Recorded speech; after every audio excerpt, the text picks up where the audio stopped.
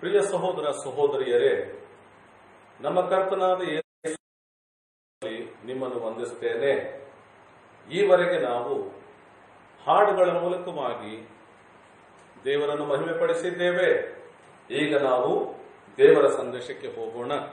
ಇವತ್ತಿನ ದೇವರ ಸಂದೇಶದ ಶಿರೋನಾಮೆ ಏನೆಂದರೆ ನಿಜ ಕ್ರೈಸ್ತನ ನಿರೀಕ್ಷೆ. ಅನೇಕರಲ್ಲಿ ಅನೇಕ ವಿಧವಾದ ನಿರೀಕ್ಷೆಗಳಿರುತ್ತವೆ. ಕ್ರೈಸ್ತರೆಂಬವರಲ್ಲಿಯೂ ಅನೇಕ ವಿಧವಾದ ನಿರೀಕ್ಷೆಗಳಿರುತ್ತವೆ.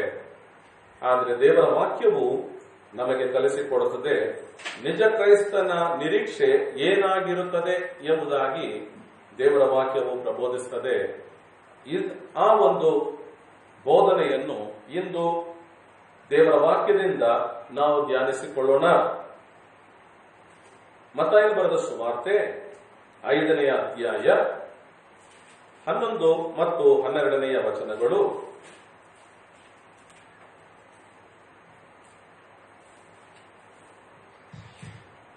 ಮತ್ತಾಯನು ಬರೆದ ಸುವಾರ್ತೆ 5ನೇ ಅಧ್ಯಾಯ 11 ಮತ್ತು 12ನೇ ವಚನಗಳು. ನನ್ನ ನಿಮಿತ್ತವಾಗಿ ಜನರು ನಿಮ್ಮನ್ನು ದೂಷಿಸಿ ಹಿಂಸಿಸಿ ನಿಮಗೆ ವಿರೋಧವಾಗಿ ಎಲ್ಲಾ ತರದ ಕೆಟ್ಟದ್ದನ್ನು ಸುಳ್ಳಾಗಿ ಹೇಳಿದರೆ ನೀವು ಧನ್ಯರು. ಸಂತೋಷಿಸಿರಿ, ಅತಿ ಉಲ್ಲಾಸದಿಂದಿರಿ, ಯಾಕೆಂದರೆ ಪರಲೋಕದಲ್ಲಿ ನಿಮ್ಮ ಪ್ರತಿಫಲವು ದೊಡ್ಡದಾಗಿದೆ. ನಿಮಗಿಂತ ಮುಂಚೆ ಇದ್ದ ಪ್ರವಾದಿಗಳನ್ನು ಅವರು ಹೀಗೆ ಹಿಂಸಿಸಿದರಲ್ಲ. ದೇವರ ವಾಕ್ಯದಲ್ಲಿ ಕರ್ತನಾದ ಯೇಸು ಕ್ರಿಸ್ತನು ಹೀಗೆ ಹೇಳುತ್ತಲಿದ್ದಾನೆ, ನನ್ನ ನಿಮಿತ್ತವಾಗಿ ಜನರು ನಿಮ್ಮನ್ನು ದೂಷಿಸಿ ಹಿಂಸಿಸಿ ನಿಮಗೆ ವಿರೋಧವಾಗಿ ಎಲ್ಲಾ ತರದ ಕೆಟ್ಟದ್ದನ್ನು ಸುಳ್ಳಾಗಿ ಹೇಳಿದರೆ ನೀವು ಧನ್ಯರು. ನಿಜ ಕ್ರೈಸ್ತರ ನಿರೀಕ್ಷೆ ಅಂತ ಹೇಳ್ಬಿಟ್ಟು ಇದು ಕಷ್ಟದ ಹಿಂಸೆ ಪಡಿಸಲ್ಪಡುವ ವಿಷಯವಾಗಿದೆಯಲ್ಲ ಎಂದು ಯೋಚನೆ ಮಾಡ್ತೀರಿ. ನಿಜವಾದ ಕ್ರೈಸ್ತರು ಹಿಂಸೆಗೆ ಒಳಪಡುತ್ತಾರೆ. ಯಾಕೆ ಅವರು ಹಿಂಸೆಗೆ ಒಳಪಡುತ್ತಾರಂದ್ರೆ ಅವರು ನಿಜವಾದ ಕ್ರೈಸ್ತರಾಗಿರುವುದರಿಂದಲೇ. ಇಲ್ಲಿ ದೇವರ ವಾಕ್ಯವು ಹೇಳುತ್ತದೆ, 2 ವಿಧದಲ್ಲಿ ಜನಗಳು ಹಿಂಸೆಗೆ ಒಳಗಾಗ್ತಾರೆ ಕ್ರೈಸ್ತರು. ಒಂದು, ಅವರ ಕೃತ್ಯಗಳು ಸರಿ ಇಲ್ಲವಾದ್ದರಿಂದ, ಅವರ ಬಾಯಿಯ ಮಾತುಗಳು ಸರಿ ಇಲ್ಲವಾದ್ದರಿಂದ, ಅವರ ಮಾತುಗಾರಿಕೆಗಳನ್ನು ಕ್ರಮಬದ್ಧವಾಗಿ ಉಪಯೋಗಿಸದೆ ಹೋದರಿಂದಲೋ ಬೇರೆ ವಿಧವಾದ ಕಾರಣಗಳಿರ್ತವೆ. ಮತ್ತೊಂದು ರೀತಿಯಲ್ಲಿ ಹಿಂಸಿಸಲ್ಪಡುವುದು ಹೇಗೆ ಅಂದ್ರೆ ಕರ್ತನಾದ ಯೇಸು ಕ್ರಿಸ್ತನ ನಿಮಿತ್ತ ಹಿಂಸೆ ಪಡುವ ಕ್ರೈಸ್ತರಿರ್ತಾರೆ. ಕರ್ತನಾದ ಯೇಸು ಕ್ರಿಸ್ತನ ನಿಮಿತ್ತವಾಗಿ ಎಂದು ಹೇಳುವಾಗ ಕರ್ತನಾದ ಯೇಸು ಕ್ರಿಸ್ತನ್ನೇ ಹಿಂಬಾಲಿಸುತ್ತಾ ಆತನ ವಾಕ್ಯಗಳನ್ನು ಪರಿಪಾಲನೆ ಮಾಡುತ್ತಾ ದೇವರ ಭಯಭಕ್ತಿಯಲ್ಲಿ ಹೋಗುತ್ತಾ ಇದ್ದರೆ ಅಂತವರನ್ನು ಲೋಕದ ಜನಗಳು ಹಿಂಸಿಸುತ್ತಾರೆ, ಅವರನ್ನು ಪರಿಹಾಸ್ಯ ಮಾಡುತ್ತಾರೆ. ಇಂದು ಅಂತವರಲ್ಲಿ ನೀವುಗಳು ನಾನು ಕೂಡ ಇರಬಹುದು. ನಿಮ್ಮಲ್ಲಿ ಅನೇಕರು ಹಾಗೆ ಹಿಂಸೆಗೆ ಒಳಪಟ್ಟಿರಬಹುದು.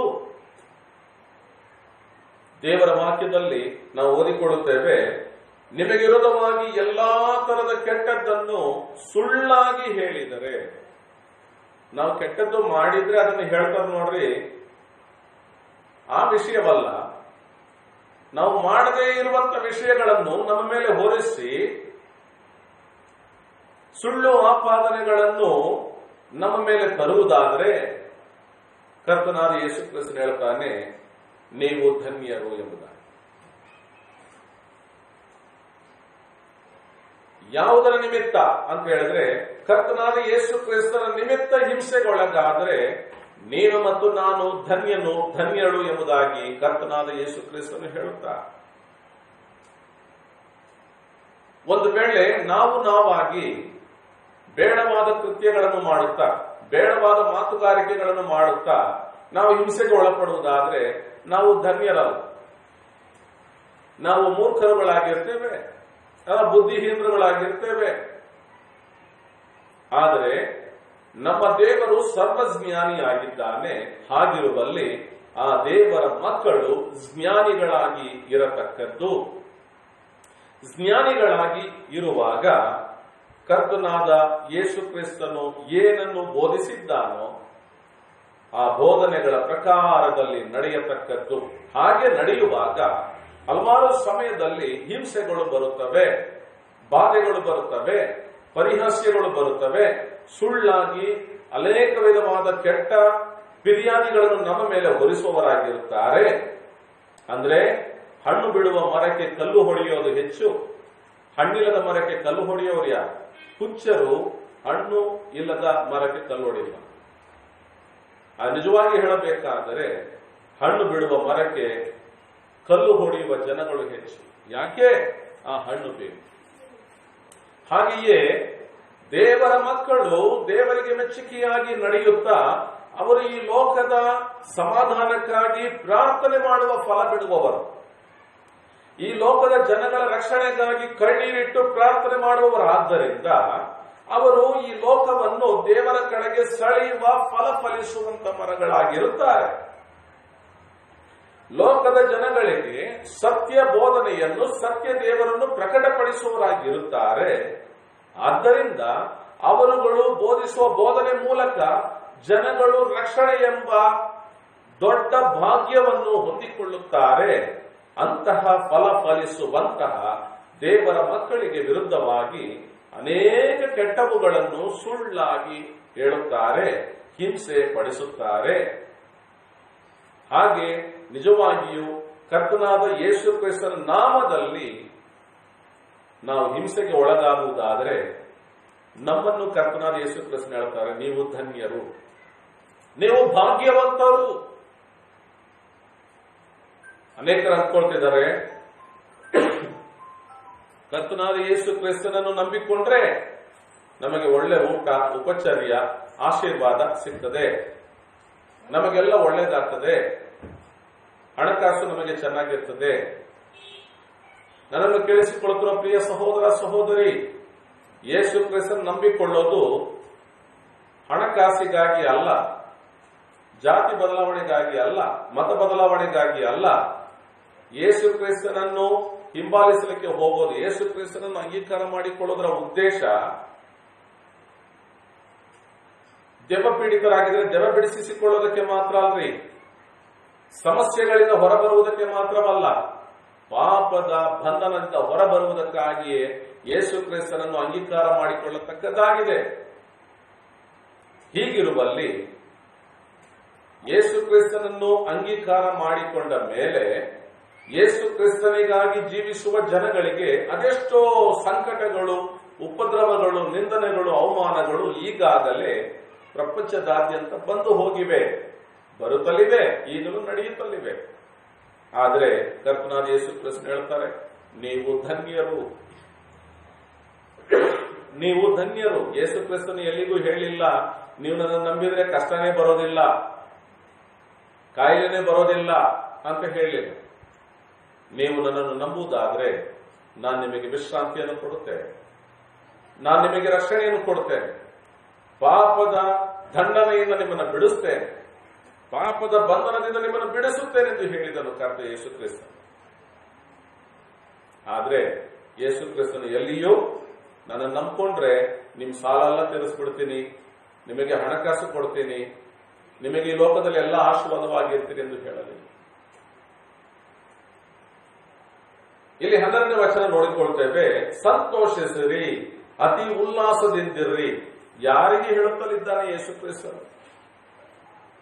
ಯೇಸು ಕ್ರಿಸ್ತನ ನಿಮಿತ್ತವಾಗಿ ದೂಷಣೆಗೂ ಹಿಂಸೆಗೂ ಒಳಗಾಗುವಂತಹ ಜನಗಳಿಗೆ ಹೇಳುತ್ತಲಿದ್ದಾನೆ, ನೀವು ಸಂತೋಷವಾಗಿರ್ರಿ. ನಮಗಾಗ್ತದ್ರಿ ಕಷ್ಟಗಳು ಬಂದ್ರೆ, ಯಾರಾದ್ರೂ ನಮ್ಮನ್ನು ಹಿಂಸೆ ಪಡಿಸಿದ್ರೆ ಸಂತೋಷವಾಗಿರ್ಲಿಕ್ಕೆ ಆಗ್ತದ? ಆದರೆ ಕರ್ತನಾದ ಯೇಸು ಕ್ರಿಸ್ತನು ಹೇಳ್ತಾನೆ, ನೀವು ಸಂತೋಷಿಸಿರಿ. ಯಾಕೆ? ನೀವು ಧನ್ಯರು ಆಗಿರುವುದರಿಂದ ನೀವು ಸಂತೋಷಿಸಿರಿ. ಅತಿ ಉಲ್ಲಾಸದಿಂದಿರ್ರಿ. ಧನ್ಯರಂತ ಹೇಳೋದಕ್ಕಾಗಿ, ಆ ಹೆಸರಿಗಾಗಿ ನಾವು ಸಂತೋಷ ಪಡಬೇಕ್ರಿ. ಮುಂದೆ ನೋಡೋಣ. ಯಾಕೆಂದರೆ ಪರಲೋಕದಲ್ಲಿ ನಿಮ್ಮ ಪ್ರತಿಫಲವು ದೊಡ್ಡದಾಗಿದೆ. ಪ್ರಿಯ ಸಹೋದರ ಸಹೋದರಿಗೆ, ಕರ್ತನಾದ ಯೇಸು ಕ್ರಿಸ್ತನ ನಿಮಿತ್ತ, ಸತ್ಯಕ್ಕಾಗಿ ಸ್ತಂಭಗಳಾಗಿ ನಿಲ್ಲುವುದರ ನಿಮಿತ್ತ ಹಿಂಸೆಗೂ, ಬಾಧೆಗಳಿಗೂ, ನಿಂದನೆಗಳಿಗೂ ಎಲ್ಲಾ ತರವಾದ ಕೆಟ್ಟವುಗಳನ್ನು ಸುಳ್ಳಾಗಿ ಹೊರಿಸಿಕೊಳ್ಳುವುದಕ್ಕೂ, ಎಲ್ಲ ದುಃಖಗಳಿಗೂ ಒಳಗಾಗುವುದಾದ್ರೆ ನಿಮಗೂ ನನಗೂ ಧನ್ಯರು ಎಂಬುದಾದ ಒಂದು ಹೆಸರಿದೆ. ಆದರೆ ಅದಕ್ಕಿಂತಲೂ ಹೆಚ್ಚಾಗಿ ಪರಲೋಕದಲ್ಲಿ ನಮ್ಮ ಪ್ರತಿಫಲ ದೊಡ್ಡದಾಗಿರುತ್ತದೆ. ಇವತ್ತು ತೊಂದರೆ ಆಗ್ಬಿಡಬಾರ್ದು ಅನ್ನೋದಕ್ಕಾಗಿ ಬಹಳ ಜಾಗ್ರತೆ ನೋಡಿ ನಡ್ಕೊಳ್ತೇವೆ, ಹೌದು. ಆದರೆ ಹಿಂಸೆಗಳು ನಮ್ಮನ್ನು ಹುಡುಕೊಂಡು ಬರೋದಾದ್ರೆ, ನಮ್ಮ ಮೇಲೆ ಕೆಟ್ಟದಾದ ಫಿರ್ಯಾದಿಗಳನ್ನು ಸುಮ್ಮನೆ ಹೊರಿಸ್ತಾ ಇದ್ದರೆ ನಮ್ಮ ಪ್ರತಿಫಲ ಪರಲೋಕದಲ್ಲಿ ದೊಡ್ಡದಾಗಿರ್ತದೆ. ನಿಮ್ಮ ಪ್ರತಿಫಲ ಪರಲೋಕದಲ್ಲಿ ದೊಡ್ಡದಾಗಿರ್ತದೆ. ಆದ್ದರಿಂದ ನಾವು ಯಾರಿಗೂ ಯೇಸು ಕ್ರಿಸ್ತನ ವಿಷಯದಲ್ಲಿ, ಪರಲೋಕದ ವಿಷಯದಲ್ಲಿ, ಮಾನಸಾಂತರತೆಯ ವಿಷಯದಲ್ಲಿ, ರಕ್ಷಣೆಯ ವಿಷಯದಲ್ಲಿ ಬೋಧಿಸುವುದಕ್ಕೆ, ಕಲಿಸುವುದಕ್ಕೆ ಭಯಪಡಬಾರದು ಪ್ರಿಯರೇ. ಎಲ್ಲಾ ಜನರು ರಕ್ಷಣೆ ಹೊಂದಬೇಕೆಂಬುದು ದೇವರ ಚಿತ್ತವಾಗಿದೆ. ಎಲ್ಲಾ ಜನರು ದೇವರಿಗೆ ಮಕ್ಕಳಾಗಿ ಪಾಪದ ನೆರಳಿನಿಂದ, ಪಾಪದ ಬಂಧನದಿಂದ ಹೊರಬಂದು ಸತ್ಯಕ್ಕೆ ಸೇರಬೇಕೆಂಬುದು ದೇವರ ಇಷ್ಟವಾಗಿದೆ. ಆದ್ದರಿಂದ ನಾವು ಪ್ರಯಾಸ ಪಡಬೇಕು. ಒಂದು ಒಳ್ಳೆಯ ಊಟ ಸಿಗೋದಾದ್ರೆ, ಒಂದು ಒಳ್ಳೆ ಬಿರಿಯಾನಿ ಒಂದು ಹೋಟೆಲಲ್ಲಿ ಸಿಗೋದಾದ್ರೆ ಅದನ್ನು ಎಷ್ಟು ಮಂದಿಗೆ ಪರಿಚಯ ಪಡಿಸ್ತೇವೆ? ನಮಗೆ ತಿಳಿದಿರುವ ಸ್ನೇಹಿತರು, ನಮ್ಮ ಜೊತೆಗೆ ಮಾತನಾಡುವ ನಮಗೆ ಬೇಕಾದ ಎಲ್ಲರಿಗೂ ಕೂಡ ನಾವು ಮಾತನಾಡುವಾಗೆಲ್ಲ ಹೇಳ್ತೀವಿ, ಇಂಥ ಹೋಟೆಲಲ್ಲಿ ಇರ್ತದೆ, ತುಂಬಾ ಚೆನ್ನಾಗಿರುತ್ತೆ, ಇಂಥ ಊಟ ತುಂಬಾ ಚೆನ್ನಾಗಿರ್ತದೆ. ಹಾಗೆ ನಾವು ಕಂಡುಕೊಂಡಿರುವ ಊಟ ಅಲ್ರಿ, ನಾವು ಕಂಡುಕೊಂಡಿರುವಂತಹ ಉತ್ಕೃಷ್ಟವಾದಂತಹ ಒಂದು ಆಶೀರ್ವಾದ ರಕ್ಷಣೆಯಾಗಿದೆ. ಆ ರಕ್ಷಣೆ ಕೊಟ್ಟ ಯೇಸು ಕ್ರಿಸ್ತನು ಮಹೋನ್ನತದಲ್ಲಿ ವಾಸ ಮಾಡುತ್ತಲಿದ್ದಾನೆ. ಆತನು ಕೊಟ್ಟ ರಕ್ಷಣೆಯನ್ನು ಜನಗಳಿಗೆ ಬೋಧಿಸುವುದರಲ್ಲಿ ನಾಚಿಕೆ ಪಡಬೇಕಾದ ಅವಶ್ಯಕತೆ ಇಲ್ಲ, ಭಯ ಪಡಬೇಕಾದ ಅವಶ್ಯಕತೆಯೂ ಇಲ್ಲ. ಕೇಳುವವರಿಗೆ ಬೋಧಿಸು. ಕರ್ತನಾದ ಯೇಸು ಕ್ರಿಸ್ತನ ಎಲ್ಲ ಬೋಧನೆಗಳನ್ನು ಮಾಡಿ ಕೊನೆಗೆ ಹೇಳ್ತಿದ್ರು, ಕೇಳಲು ಕಿವಿಯುಳ್ಳವನು ಕೇಳಲಿ ಎಂಬುದಾಗಿ ಹೇಳುತ್ತಿದ್ದರು. ಯಾಕೆ ಗೊತ್ತ್ರಿ? ಅದು ಎಲ್ರಿಗೂ ಕಿವಿ ಇದೆ, ಆದರೆ ಮನಸ್ಸಿನ ಕಿವಿ ಅನೇಕರಿಗೆ ಆ ಮಾತುಗಳು ಕಷ್ಟವಾಗಿ, ಕಹಿಯಾಗಿ ಅನಿಸಿದ್ದರಿಂದ ಮನಸ್ಸಿನ ಕಿವಿಗಳು ಮುಚ್ಚೋಗಿದ್ದವು. ಈ ಕಿವಿಗಳು ಮಾತ್ರ ಇದ್ದವು. ಆದ್ದರಿಂದ ಯೇಸು ಕ್ರಿಸ್ತನು ಈ ಕಿವಿಯ ಬಗ್ಗೆ ಮಾತನಾಡುತ್ತಿಲ್ಲ, ಅಂತಃಕರಣದ ಕಿವಿ, ಅಂತರಂಗದ ಕಿವಿ. ಅಂತರಂಗ ನಮ್ಮ ಮನಸ್ಸಿನಲ್ಲಿ ಅದನ್ನು ಸ್ವೀಕರಿಸಿಕೊಳ್ಳುವ ಮನೋಭಾವನೆ, ಅದನ್ನೇ ಕರ್ತನಾದ ಯೇಸು ಕ್ರಿಸ್ತನು ಕೇಳುವುದಕ್ಕೆ ಕಿವಿಯುಳ್ಳವನು ಕೇಳಲಿ. ಯಾರು ಕೇಳಿಸಿಕೊಳ್ಳಲಿಕ್ಕೆ ಕಿವಿಯುಳ್ಳವರಾಗಿರ್ತಾರೆ, ನಿಮ್ಮ ಮಾತುಗಳನ್ನು ಯಾರು ಕೇಳುತ್ತಾರೆ ಅಂತವರಿಗೆ ಕರ್ತನಾದ ಯೇಸು ಕ್ರಿಸ್ತನು ಬೋಧಿಸಿರಿ. ಆತನು ಕೊಡುವ ರಕ್ಷಣೆಯ ಕುರಿತು ಬೋಧಿಸಿರಿ. ಆತ ನಿಮಗೆ ಮಾಡಿದ ಉಪಕಾರಗಳನ್ನು ತಿಳಿಸಿರಿ. ಆತನು ಮಾನವ ಕೋಟಿಗೆ ಮಾಡಿದಂತಹ ಕಲ್ವರಿ ಶಿಲುಬೆಯ ಯಜ್ಞಾರ್ಪಿತವಾದಂತಹ ಆ ತ್ಯಾಗವನ್ನು ಜನರಿಗೆ ಪ್ರಬೋಧಿಸಿರಿ. ಹಿಂಸೆಗಳು ಬರುತ್ತವಾ? ಅದರ ನಿಮಿತ್ತವಾಗಿ ನೀವು ಧನ್ಯರು. ನಿಮಗೆ ಈ ಲೋಕದಲ್ಲಿ ಹಿಂಸೆಗಳಿವೆ, ಆದರೆ ಪರಲೋಕದಲ್ಲಿ ದೊಡ್ಡ ಪ್ರತಿಫಲವಿದೆ. ನಿಮಗಿಂತ ಮುಂಚೆ ಇದ್ದ ಪ್ರವಾದಿಗಳನ್ನು ಅವರು ಹೀಗೆಯೇ ಹಿಂಸಿಸಿದರಲ್ಲ. ನಮಗಿಂತ ಮೊದಲು ಅನೇಕ ಪ್ರವಾದಿಗಳು ಸತ್ಯವನ್ನು ಹೇಳಿ, ಒಂದು ಗಾದೆ ಇದೆಯಲ್ಲ, ಇದ್ದದ್ದನ್ನು ಇದ್ದಂಗೆ ಹೇಳಿದ್ರೆ ಎದ್ದು ಬಂದು ಎದೆಗೆ ಒದ್ದಂತೆ ಅಂತ. ಹಾಗೆ ಅನೇಕ ಪ್ರವಾದಿಗಳು ಇದ್ದದ್ದನ್ನು ಇದ್ದ ಹಾಗೆ ಹೇಳುವಾಗ ಮುಂದೆ ಹೋದಂತ ಪ್ರವಾದಿಗಳು, ಬೋಧಕರುಗಳು, ಅಪೊಸ್ತಲರುಗಳು, ಶಿಷ್ಯರುಗಳು, ಅವರಿಗೂ ಈ ಲೋಕದಲ್ಲಿ ಜನರು ಹಾಗೆ ಹಿಂಸೆ ಪಡಿಸಿದರು. ಸುಳ್ಳಾಗಿ ಅವರ ಮೇಲೆ ಹೊರೆಗಳನ್ನು ಹೊರಿಸಿದರು, ಸುಳ್ಳು ಆಪಾದನೆಗಳನ್ನು ಅವರ ಮೇಲೆ ಇರಿಸಿದರು. ಕರ್ತನಾದ ಯೇಸು ಕ್ರಿಸ್ತನು, ಅಂದ್ರೆ ದೇವರಾಗಿರುವಾತನು ನರನಾಗಿ ಈ ಲೋಕದಲ್ಲಿ ಬಂದಾಗಲೂ ಯೇಸು ಕ್ರಿಸ್ತನಿಗೂ ಹಾಗೆ ಮಾಡಿದರು. ಯೇಸು ಕ್ರಿಸ್ತನನ್ನು ಅಂಗೀಕಾರ ಮಾಡಿಕೊಂಡಿರುವ ನಿನಗೂ ನನಗೂ ಹಾಗೆ ಮಾಡೋದಿಲ್ಲ ಅಂತ ಏನು?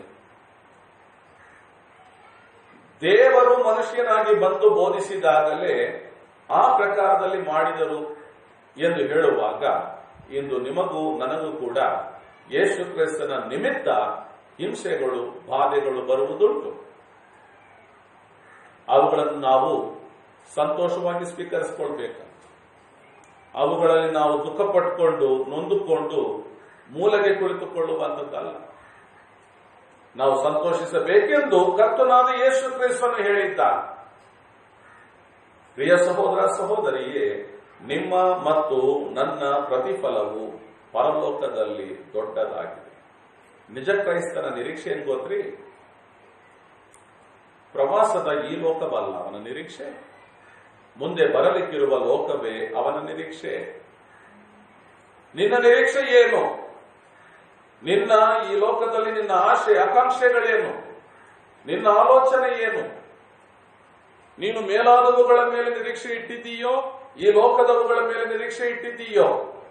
ಈ ಲೋಕದವುಗಳೆಲ್ಲ ತಾತ್ಕಾಲಿಕವೇ. ನಮಗೆ ಪರಲೋಕದಲ್ಲಿ ಇರುವಂತಹವುಗಳು ಮಾತ್ರವೇ ಶಾಶ್ವತವಾದದ್ದು, ಅದು ನಿತ್ಯವಾದದ್ದು. ನಿನ್ನ ನಿರೀಕ್ಷೆ ಯಾವುದರಲ್ಲಿದೆ? ಈವರೆಗೆ ನಿನ್ನ ನಿರೀಕ್ಷೆಯು ಈ ಲೋಕದವುಗಳಾಗಿದ್ರೆ ಅವುಗಳನ್ನು ಬಿಟ್ಟು ಕ್ರಿಸ್ತನಲ್ಲಿ ಇದ್ದುಕೊಂಡು ಕ್ರಿಸ್ತನ ನಿಮಿತ್ತ ಬಾಧೆಗಳು ಬರುವುದಾದರೂ ಕ್ರಿಸ್ತನ ಚಿತ್ತವನ್ನು ನೆರವೇರಿಸುವವಳಾಗಿ ಮುಂದೆ ಮುಂದೆ ಸಾಗು. ದೇವರು ನಿನ್ನನ್ನು ಆಶೀರ್ವದಿಸ್ತಾನೆ. ಮಾತ್ರವಲ್ಲ, ಪರಲೋಕದಲ್ಲಿ ನಿನ್ನ ಪ್ರತಿಫಲವನ್ನು ದೊಡ್ಡದಾದ ರೀತಿಯಲ್ಲಿ ಕೊಡುವಾತನಾಗಿದ್ದಾನೆ. ಮತ್ತೊಂದು ವಚನವನ್ನು ನೋಡಿಕೊಳ್ಳೋಣ. ಪೇತ್ರನು ಬರೆದ ಮೊದಲನೆಯ ಪತ್ರಿಕೆ 4ನೇ ಅಧ್ಯಾಯ 13ನೇ ವಚನವನ್ನು ನೋಡೋಣ್ರಿ. ಪೇತ್ರನು ಬರೆದ ಮೊದಲನೆಯ ಪತ್ರಿಕೆ 4ನೇ ಅಧ್ಯಾಯ 13ನೇ ವಚನ. ನೀವು ಕ್ರಿಸ್ತನ ಬಾಧೆಗಳಲ್ಲಿ ಪಾಲುಗಾರರಾಗಿರುವುದರಿಂದ ಸಂತೋಷವುಳ್ಳವರಾಗಿರಿ. ಇದಲ್ಲದೆ ಆತನ ಮಹಿಮೆಯ ಪ್ರತ್ಯಕ್ಷತೆಯಲ್ಲಿ ನೀವು ಸಂತೋಷಪಟ್ಟು ಅತ್ಯಂತ ಉಲ್ಲಾಸಗೊಳ್ಳುವಿರಿ. ಕರ್ತನಾದ ಯೇಸು ಕ್ರಿಸ್ತನ ಜೊತೆಯಲ್ಲಿಯೇ ಶಿಷ್ಯನಾಗಿದ್ದಂತಹ ಸೀಮೋನ್ ಪೇತ್ರನು ಪತ್ರಿಕೆಯಲ್ಲಿ ಬರೆದು ತಿಳಿಸುವಾಗ ಪವಿತ್ರಾತ್ಮನು ಅವನನ್ನು ಪ್ರೇರೇಪಿಸಿ ಹೀಗೆ ಬರೆಯಿಸಿದ್ದಾನೆ: ನೀವು ಕ್ರಿಸ್ತನ ಬಾಧೆಗಳಲ್ಲಿ ಪಾಲುಗಾರರಾಗಿರುವುದರಿಂದ ಸಂತೋಷವುಳ್ಳವರಾಗಿರ್ರಿ. ಯೇಸು ಕ್ರಿಸ್ತನು ಹಾಗೆ ಬೋಧಿಸಿದರು, ಹಾಗೆಯೇ ಯೇಸು ಕ್ರಿಸ್ತನ ಶಿಷ್ಯನು ಬೋಧಿಸ್ತಾ ಇದ್ದಾನೆ. ಇಂದು ಆ ಯೇಸು ಕ್ರಿಸ್ತನ ಶಿಷ್ಯರ ಬೋಧನೆಗಳನ್ನು ಪರಿಪಾಲನೆ ಮಾಡುವ ನಾವುಗಳು ಕೂಡ ಹಾಗೆ ಬೋಧಿಸಬೇಕು, ಹಾಗೆ ನಾವು ಅನುಭವಿಸಬೇಕಾಗಿದೆ. ದೇವರ ವಾಕ್ಯ ಹೇಳ್ತಿದ್ದು ನೋಡ್ರಿ, ನೀವು ಕ್ರಿಸ್ತನ ಬಾಧೆಗಳಲ್ಲಿ ಪಾಲುಗಾರರಾಗಿರುವುದರಿಂದ. ಕ್ರಿಸ್ತನ ಬಾಧೆ ಯಾವುದು ರೀ? ಕ್ರಿಸ್ತನು ಏನು ಬಾಧೆ ಪಟ್ಟನು? ಆತನು ಕಲ್ವಾರಿಯ ಶಿಲುಬೆಯಲ್ಲಿ ಬಾಧೆ ಪಟ್ಟನು. ಕರ್ತನಾದ ಯೇಸು ಕ್ರಿಸ್ತನನ್ನು ಈ ಲೋಕದ ಜನಗಳು ಏನೆಂದು ಪರಿಹಾಸ್ಯ ಮಾಡಿದರು? ಈತನು ಬೆಲ್ಜೆಬೂಲನ ಅಧಿಕಾರದ ದೆವ್ವಗಳನ್ನು ಬಿಡಿಸುತ್ತಾನೆಂಬುದಾಗಿ ಹೇಳಿದರು. ಅಂದ್ರೆ ದೆವ್ವಗಳ ಅಧಿಕಾರದಿಂದ, ದೆವ್ವಗಳ ಬಲದಿಂದ, ಮಂತ್ರಶಕ್ತಿಯಿಂದ ದೆವ್ವ ಬಿಡಿಸ್ತಾನಂತೆ ಯೇಸು ಕ್ರಿಸ್ತನನ್ನು ತೆಗಳಿದರು, ಪರಿಹಾಸ್ಯ ಮಾಡಿದರು. ಈತನಿಗೆ ಹುಚ್ಚು ಹಿಡಿದಿದೆ ಎಂದು ಹೇಳಿದರು. ಈತನು ಹೊಟ್ಟೆ ಬಾಕನೆಂದು ಹೇಳಿದರು. ಅಂದ್ರೆ ಇವುಗಳೆಲ್ಲವೂ ಸುಳ್ಳಾದವು. ಇವುಗಳೆಲ್ಲವೂ ಸುಳ್ಳಾದಂತಹ ಆಪಾದನೆಗಳನ್ನು ಯೇಸು ಕ್ರಿಸ್ತನ ಮೇಲೆ ಹೊರಿಸಿದರು. ಕೊನೆಗೆ ಕರ್ತನಾದ ಯೇಸು ಕ್ರಿಸ್ತನನ್ನು ಕಲ್ವಾರಿ ಶಿಲುಬೆಯಲ್ಲಿ ಜಡಿದು ಆತನನ್ನು ಹಿಂಸೆ ಪಡಿಸಿ ಕೊಂದರು. ಪ್ರಿಯ ಸಹೋದರ ಸಹೋದರಿಯೇ, ಇಲ್ಲಿ ಪೇತ್ರನು ಹೇಳುತ್ತಲಿದ್ದಾನೆ, ನೀವು ಕ್ರಿಸ್ತನ ಬಾಧೆಗಳಲ್ಲಿ ಪಾಲುಗಾರರಾಗಿರುವುದರಿಂದ. ಕ್ರಿಸ್ತನಿಗೆ ಬಂದಷ್ಟು ಕಷ್ಟ ಸಂಕಷ್ಟ ನಮಗೆ ಬಂದಿದೆಯಾ? ನಮ್ಮನ್ನು ಕಟ್ಟಿ ಹಾಕಿ ಚಡಿ ಏಟುಗಳಿಂದ 40ಕ್ಕೆ 1 ಕಡಿಮೆ, ಅಂದ್ರೆ 39 ಚಾಟಿ ಏಟುಗಳಿಂದ ನಮ್ಮನ್ನು ದಂಡಿಸಿದ್ದಾರಾ? ನಮ್ಮ ಬೆನ್ನೆಲ್ಲ ಬಾಸುಂಡೆಗಳಾಗಿವೆಯಾ? ನಮ್ಮ ತಲೆಯಲ್ಲಿ ಯಾರಾದರೂ ನಮಗೆ ಮುಳ್ಳಿನ ಕಿರೀಟ ಇಟ್ಟಿದ್ದಾರಾ? ನಮ್ಮನ್ನು ಶಿಲುಬೆಯಲ್ಲಿ ಬಡಿದಿದ್ದಾರಾ? ನನ್ನನ್ನು ಕೇಳಿಸಿಕೊಳ್ತಿರುವ ಪ್ರಿಯ ಸಹೋದರ ಸಹೋದರಿಯೇ, ಕ್ರಿಸ್ತನ ಬಾಧೆಗಳಲ್ಲಿ ಪಾಲುಗಾರರಾಗಿರುವುದರಿಂದ ಎಂದು ಹೇಳುವಾಗ ಕೆಲವು ಬಾಧೆಗಳು ನಮಗೂ ಬಂದಿವೆ, ಆದರೆ ಕ್ರಿಸ್ತನು ಪಟ್ಟ ಹಲವು ಬಾಧೆಗಳು ನಮ್ಮ ಮೇಲೆ ಬರಲಿಲ್ಲ. ಆತನು ಬರಗೊಡಿಸಲಿಲ್ಲ, ಅವುಗಳನ್ನು ಪಡೆದಿದ್ದಾನೆ. ಸ್ವಲ್ಪ ಬಾಧೆಗಳು ನಮಗೆ ಈ ಲೋಕದಲ್ಲಿ ಬಂದಿವೆ, ಬಾಧೆ ಪಡುತ್ತಲಿದ್ದೇವೆ. ಆದರೆ ನಾವು ಸಂತೋಷವುಳ್ಳವರಾಗಿರಬೇಕೆಂದು ಪೇತ್ರನು ಹೇಳುತ್ತಾನೆ. ಪೇತ್ರನಿಗೂ ಆ ಬಾಧೆಗಳಿತ್ತು, ಸಂಕಷ್ಟಗಳಿತ್ತು. ಪೇತ್ರನ ಮೇಲೆ ಕೂಡ ಹೊರೆಗಳನ್ನು ಹೊರಿಸಿದ್ರು ಈ ಲೋಕದ ಜನ. ಅವನು ಸಂತೋಷವುಳ್ಳವನಾಗಿದ್ದನು, ಯಾಕೆಂದ್ರೆ ಯೇಸು ಕ್ರಿಸ್ತನ ಬೋಧನೆಯನ್ನು ಕೇಳಿದ್ದರಿಂದ ಅವನು ಸಂತೋಷವುಳ್ಳವನಾಗಿದ್ದನು. ಹಾಗೆಯೇ ನಮಗೂ ಹೇಳುತ್ತಲಿದ್ದಾನೆ, ಸಂತೋಷವುಳ್ಳವರಾಗಿರ್ರಿ ಎಂಬುದಾಗಿ. ಇದಲ್ಲದೆ ಆತನ ಮಹಿಮೆಯ ಪ್ರತ್ಯಕ್ಷತೆಯಲ್ಲಿ ನೀವು ಸಂತೋಷಪಟ್ಟು ಅತ್ಯಂತ ಉಲ್ಲಾಸಗೊಳ್ಳುವಿರಿ. ಈಗ ಸಂತೋಷವಾಗಿರ್ರಿ, ಮುಂದಕ್ಕೆ ಆತನ ಪ್ರತ್ಯಕ್ಷತೆ ಇದೆ. ನೋಡಿ, ಒಬ್ಬ ನಿಜ ಕ್ರೈಸ್ತನ ನಿರೀಕ್ಷೆ ಏನಾಗಿರ್ತದೆ ಗೊತ್ತ್ರಿ? ಮುಂದೆ ಬರಲಿಕ್ಕಿರುವ ರಾಜ್ಯವೇ ಅವನ ನಿರೀಕ್ಷೆಯಾಗಿರ್ತದೆ. ಆತನ ಮಹಿಮೆಯ ಪ್ರತ್ಯಕ್ಷತೆಯಲ್ಲಿ ಯೇಸು ಕ್ರಿಸ್ತನು ಮನುಷ್ಯನಾಗಿ ಜನಿಸಿ 100% ಮನುಷ್ಯನಾಗಿಯೂ 100% ದೇವರಾಗಿಯೂ ಇದ್ದಾತನು ಈ ಲೋಕದಲ್ಲಿ ಬಾಧೆಗಳನ್ನು ಅನುಭವಿಸಿದನು. ಸತ್ತು ಸಮಾಧಿ ಸೇರಿ ತಿರುಗಿ ಎದ್ದು ಬಂದು ಪರಲೋಕಕ್ಕೆ ಏರಿ ಹೋಗಿದ್ದಾನೆ. ಆತನು ತಿರುಗಿ ಬರುವಾಗ ಮಗುವಾಗಿ ಹುಟ್ಟೋದಿಲ್ಲ, ಮನುಷ್ಯನಾಗಿ ಬರೋದಿಲ್ಲ. ಆತನು ದೇವರಾಗಿ ಮಹಿಮೆಯಲ್ಲಿ ಪ್ರತ್ಯಕ್ಷನಾಗುತ್ತಾನೆ. ಮಹಿಮೆಯ ಪ್ರತ್ಯಕ್ಷತೆಯಲ್ಲಿ ನೀವು ಸಂತೋಷಪಟ್ಟು ಅತ್ಯಂತ ಉಲ್ಲಾಸಗೊಳ್ಳುವಿರಿ. ಮುಂದಕ್ಕೆ ಒಂದು ಸಂತೋಷ ಇದೆ ಪ್ರಿಯರೇ. ಆ ಸಂತೋಷ, ಆ ಉಲ್ಲಾಸವನ್ನೇ, ಕರ್ತನಾದ ಯೇಸು ಕ್ರಿಸ್ತನ ಮಹಿಮೆಯ ಪ್ರತ್ಯಕ್ಷತೆಯನ್ನೇ ಒಬ್ಬ ನಿಜ ಕ್ರೈಸ್ತನು ನಿರೀಕ್ಷಿಸುವವನಾಗಿರುತ್ತಾನೆ. ಮತ್ತೊಂದು ವಚನ ನೋಡಿಕೊಳ್ಳೋಣ ಪ್ರಿಯರೇ. ಮಾರ್ಕನ ಬರೆದ ಸುವಾರ್ತೆ 10ನೇ ಅಧ್ಯಾಯ 30ನೇ ವಚನದ ಕಡೆಗೆ ನಮ್ಮ ಬೈಬಲ್ ತಿರುಗಿಸೋಣ. ಮಾರ್ಕ 10:30.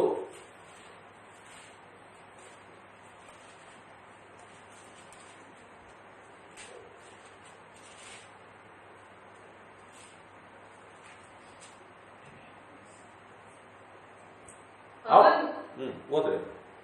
ಅವನು ಈಗಿನ ಕಾಲದಲ್ಲಿ ಹಿಂಸೆಗಳ ಸಹಿತವಾಗಿ 100ರಷ್ಟು ಮನೆಗಳನ್ನು, ಸಹೋದರರನ್ನು, ಸಹೋದರಿಯರನ್ನು, ತಾಯಂದಿಯರನ್ನು, ಮಕ್ಕಳನ್ನು, ಭೂಮಿಯನ್ನು ಹೊಂದುವುದಲ್ಲದೆ ಬರುವ ಲೋಕದಲ್ಲಿ ನಿತ್ಯ ಜೀವವನ್ನು ಹೊಂದುವನು.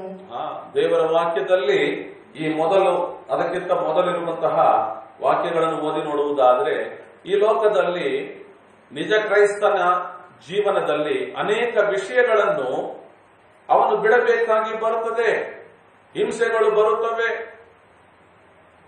ಕೆಲವರಿಗೆ ನಿಮಗೂ ಗೊತ್ತಿರಬಹುದು, ಕೆಲವರು ಯೇಸು ಕ್ರಿಸ್ತನನ್ನ ಅಂಗೀಕಾರ ಮಾಡಿಕೊಂಡಾಗ ಅವರು ಜಾತಿ ಬದಲಾವಣೆ ಆಗ್ಬಿಟ್ರು, ಅವರು ಕುಲ ಕೆಡಿಸಿ ಹೋಗ್ಬಿಟ್ರು ಅಂತ ಹೇಳಿ ಅವರಿಗೆ ಸಲ್ಲತಕ್ಕ ಪಾಲು ಏನಿರ್ತದೋ, ಜನ್ಮಸಿದ್ಧ ಹಕ್ಕಿನ ಪ್ರಕಾರ ಅವರಿಗೆ ಸಲ್ಲತಕ್ಕ ಪಾಲು ಏನಿರ್ತದೋ ಅದನ್ನು ಕೂಡ ಕೊಡೋದಿಲ್ಲ ಕೆಲವಾರು ಕುಟುಂಬಗಳಲ್ಲಿ. ಹಾಗೆ ಮಾಡುವಾಗಲೂ ಅಲ್ಲಿಂದ ಹೊರಬರುವವರು ಏನು ಸಿಗದಿದ್ರೂ ಪರವಾಗಿಲ್ಲ, ನಾನು ಯೇಸು ಕ್ರಿಸ್ತನನ್ನು ಸ್ವಂತ ರಕ್ಷಕನಾಗಿ ಅಂಗೀಕಾರ ಮಾಡಿಕೊಂಡಿದ್ದೇನೆ, ನಾನು ಯೇಸುವನ್ನು ಮಾತ್ರ ಬಿಡ್ಲಿಕ್ಕೆ ಆಗೋದಿಲ್ಲ ಎಂದು ಹೊರಗಡೆ ಬಂದ್ಬಿಡ್ತಿರ್ತಾರೆ. ಕಷ್ಟಗಳು ಬಂದ್ರು, ಹಿಂಸೆಗಳು ಬಂದ್ರು, ಪರಿಹಾಸ್ಯಗಳು ಬಂದ್ರು, ಏನು ಇಲ್ಲದಿದ್ದರೂ ಕೂಡ ಅವರು ಯೇಸುವನ್ನು ಗಟ್ಟಿಯಾಗಿ ಹಿಡಿದುಕೊಳ್ಳುತ್ತಾ ಯೇಸು ಕ್ರಿಸ್ತನ ಬೋಧನೆಗಳನ್ನು ಹಿಂಬಾಲಿಸುತ್ತಾ ಅವರು ಮುಂದೆ ಮುಂದೆ ಸಾಗ್ತಾ ಇದ್ದಾರೆ.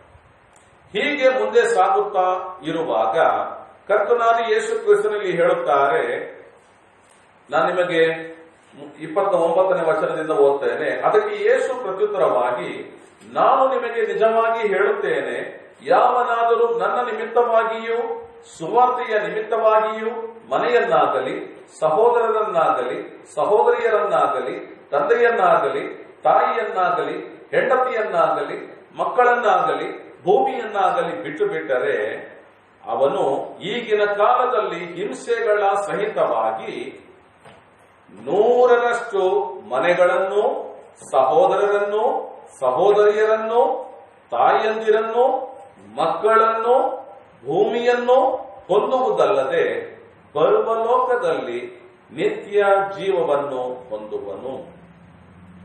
ನೋಡ್ರಿ, ಒಬ್ಬ ಮನುಷ್ಯನು ಯೇಸು ಕ್ರಿಸ್ತನ ನಾಮದ ನಿಮಿತ್ತ, ಯೇಸು ಕ್ರಿಸ್ತನ ಸುವಾರ್ತೆಯ ನಿಮಿತ್ತ ಈ ಲೋಕದಲ್ಲಿ ಏನೇನು ಕಳ್ಕೊಳ್ಳುತ್ತಾನೋ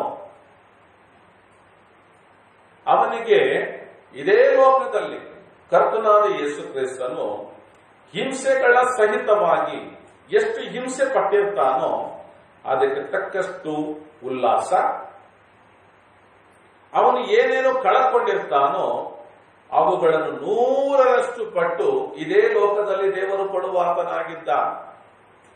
ಯಾವಾಗ ಕೊಡುತ್ತಾನೆ?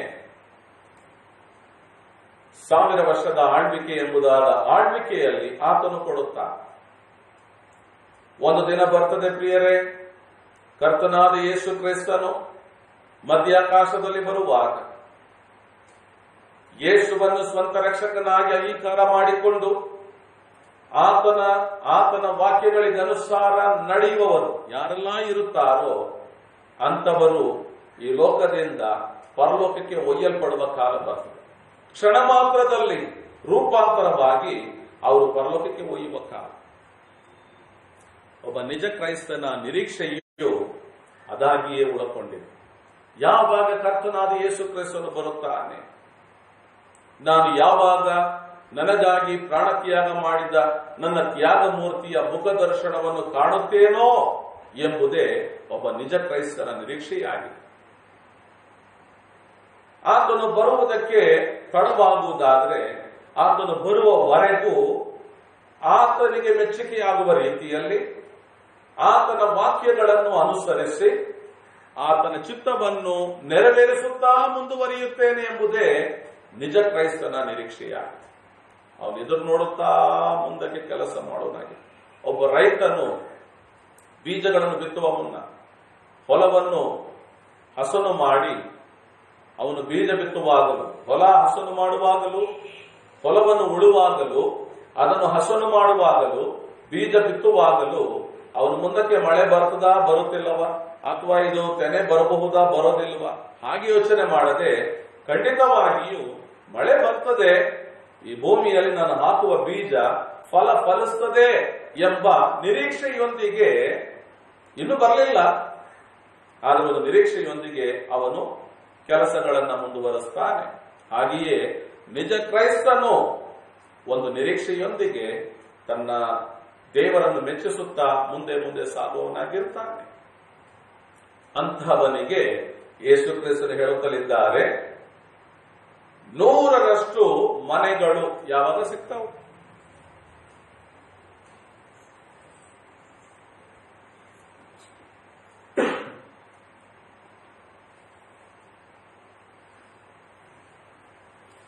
ನೂರರಷ್ಟು ಮನೆಗಳು ಯಾವಾಗ ಸಿಗ್ತವೆ? 1000 ವರ್ಷದ ಆಳ್ವಿಕೆಯಲ್ಲಿ ದೇವರು ಆತನನ್ನು ಹಿಂಬಾಲಿಸಿದವರಿಗೆ ಈ ಲೋಕದಲ್ಲಿ 1 ವರ್ಷ ಅಲ್ರಿ, 100 ವರ್ಷ ಅಲ್ಲ. ಈಗ ನಮಗೆ 70 ವರ್ಷ 80 ವರ್ಷ ಆಯುಷ್ಕಾಲ ಇರಬಹುದು. ಆದರೆ ಬರುವ ಲೋಕದಲ್ಲಿ ಇದೇ ಭೂಮಿಯಲ್ಲಿ ಆತನು 1000 ವರ್ಷಗಳ ಆಯುಷ್ಕಾಲವನ್ನಿಟ್ಟು ಆ ಕಾಲವಿಡೀ ನಮಗೆ ಬೇಕಾಗುವ ಮನೆ ವಸತಿ ಮಾತ್ರವಲ್ಲದೆ ಸಹೋದರರನ್ನು, ಎಷ್ಟು ಸಹೋದರರು? 100ರಷ್ಟು ಸಹೋದರರು, ಒಡಹುಟ್ಟುವವರಂತಲ್ರಿ, ಕ್ರಿಸ್ತನಲ್ಲಿ ಇರುವಂತಹ ಸಹೋದರ ಸಹೋದರಿಯರು, ಯೇಸುವನ್ನು ಸ್ವಂತ ರಕ್ಷಕನಾಗಿ ಅಂಗೀಕಾರ ಮಾಡಿಕೊಂಡು ಆತನ ವಾಕ್ಯದ ಪ್ರಕಾರವೇ ಇರುವ ಸಹೋದರ ಸಹೋದರಿಯರು. ಇಂದು ನೋಡ್ತೀವಲ್ಲ, ಅನೇಕ ಕ್ರೈಸ್ತರೆಂದು ಹೇಳಿಕೊಂಡು ಆತನ ವಾಕ್ಯವನ್ನು ಪರಿಪಾಲನೆ ಮಾಡದ ಕ್ರೈಸ್ತರು ಅನೇಕರಿದ್ದಾರೆ. ವಾಕ್ಯವೇ ಬೇರೆಯಾಗಿದೆ, ಕ್ರೈಸ್ತರೇ ಬೇರೆಯಾಗಿದ್ದಾರೆ. ಅಂತವರುಗಳನ್ನು ನಾವು ನೋಡುತ್ತೇವೆ. ಭಾನುವಾರ ಕ್ರೈಸ್ತರಾಗಿರುವವರು ನಾವು ನೋಡುತ್ತೇವೆ, ವಾರವಿಡೀ ಕ್ರೈಸ್ತತ್ವಕ್ಕೂ ಅವರಿಗೂ ಸಂಬಂಧವಿಲ್ಲದೆ ಜೀವನ ಮಾಡುವವರು ನಾವು ಕಾಣುತ್ತಾ ಇದ್ದೇವಲ್ವಾ? ಅಂತಹ ಕ್ರೈಸ್ತರಲ್ರಿ, ಅಂತಹವರು ನಮಗೆ ಸಹೋದರರಲ್ಲ. 100ರಷ್ಟು ಸಹೋದರರು ಎಂದು ಹೇಳುವಾಗ ಕರ್ತನಾದ ಯೇಸು ಕ್ರಿಸ್ತನನ್ನು ನಂಬಿಕೊಂಡಿರುವವರು ಆತನ ವಾಕ್ಯಕ್ಕನುಸಾರವೇ ಒಂದು ಪವಿತ್ರ ಜೀವಿತವನ್ನು ಜೀವಿಸುವ ಸಹೋದರರು. ಎಷ್ಟರವರೆಗೆ? 100ರಷ್ಟು ಸಹೋದರರು ನಮಗೆ ದೇವರು ದಯಪಾಲಿಸ್ತಾನೆ 1000 ವರ್ಷ ಆಳ್ವಿಕೆಯಲ್ಲಿ. ಸಹೋದರರನ್ನು ಸಹೋದರಿಯರನ್ನು ದಯಪಾಲಿಸ್ತಾನೆ. ತಾಯಿಯಂದಿರನ್ನು ಮಕ್ಕಳನ್ನು ದೇವರು ಒದಗಿಸಿಕೊಡ್ತಾನೆ.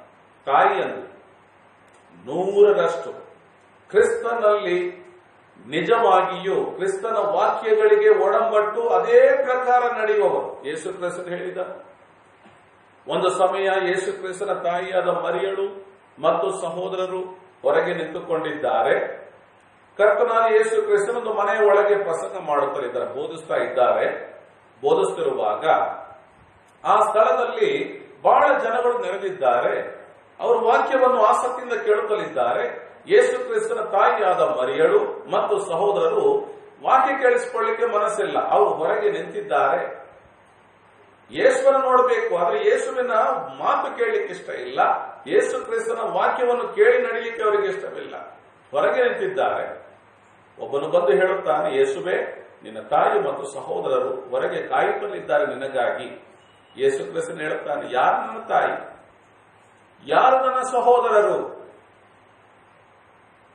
ಯಾರು ನನ್ನ ವಾಕ್ಯಗಳನ್ನು ಕೇಳಿ ನನ್ನ ತಂದೆಯ ಚಿತ್ತದ ಪ್ರಕಾರ ನಡೆಯುತ್ತಾರೋ ಅವರೇ ನನ್ನ ತಾಯಿಯು ನನ್ನ ಸಹೋದರರು.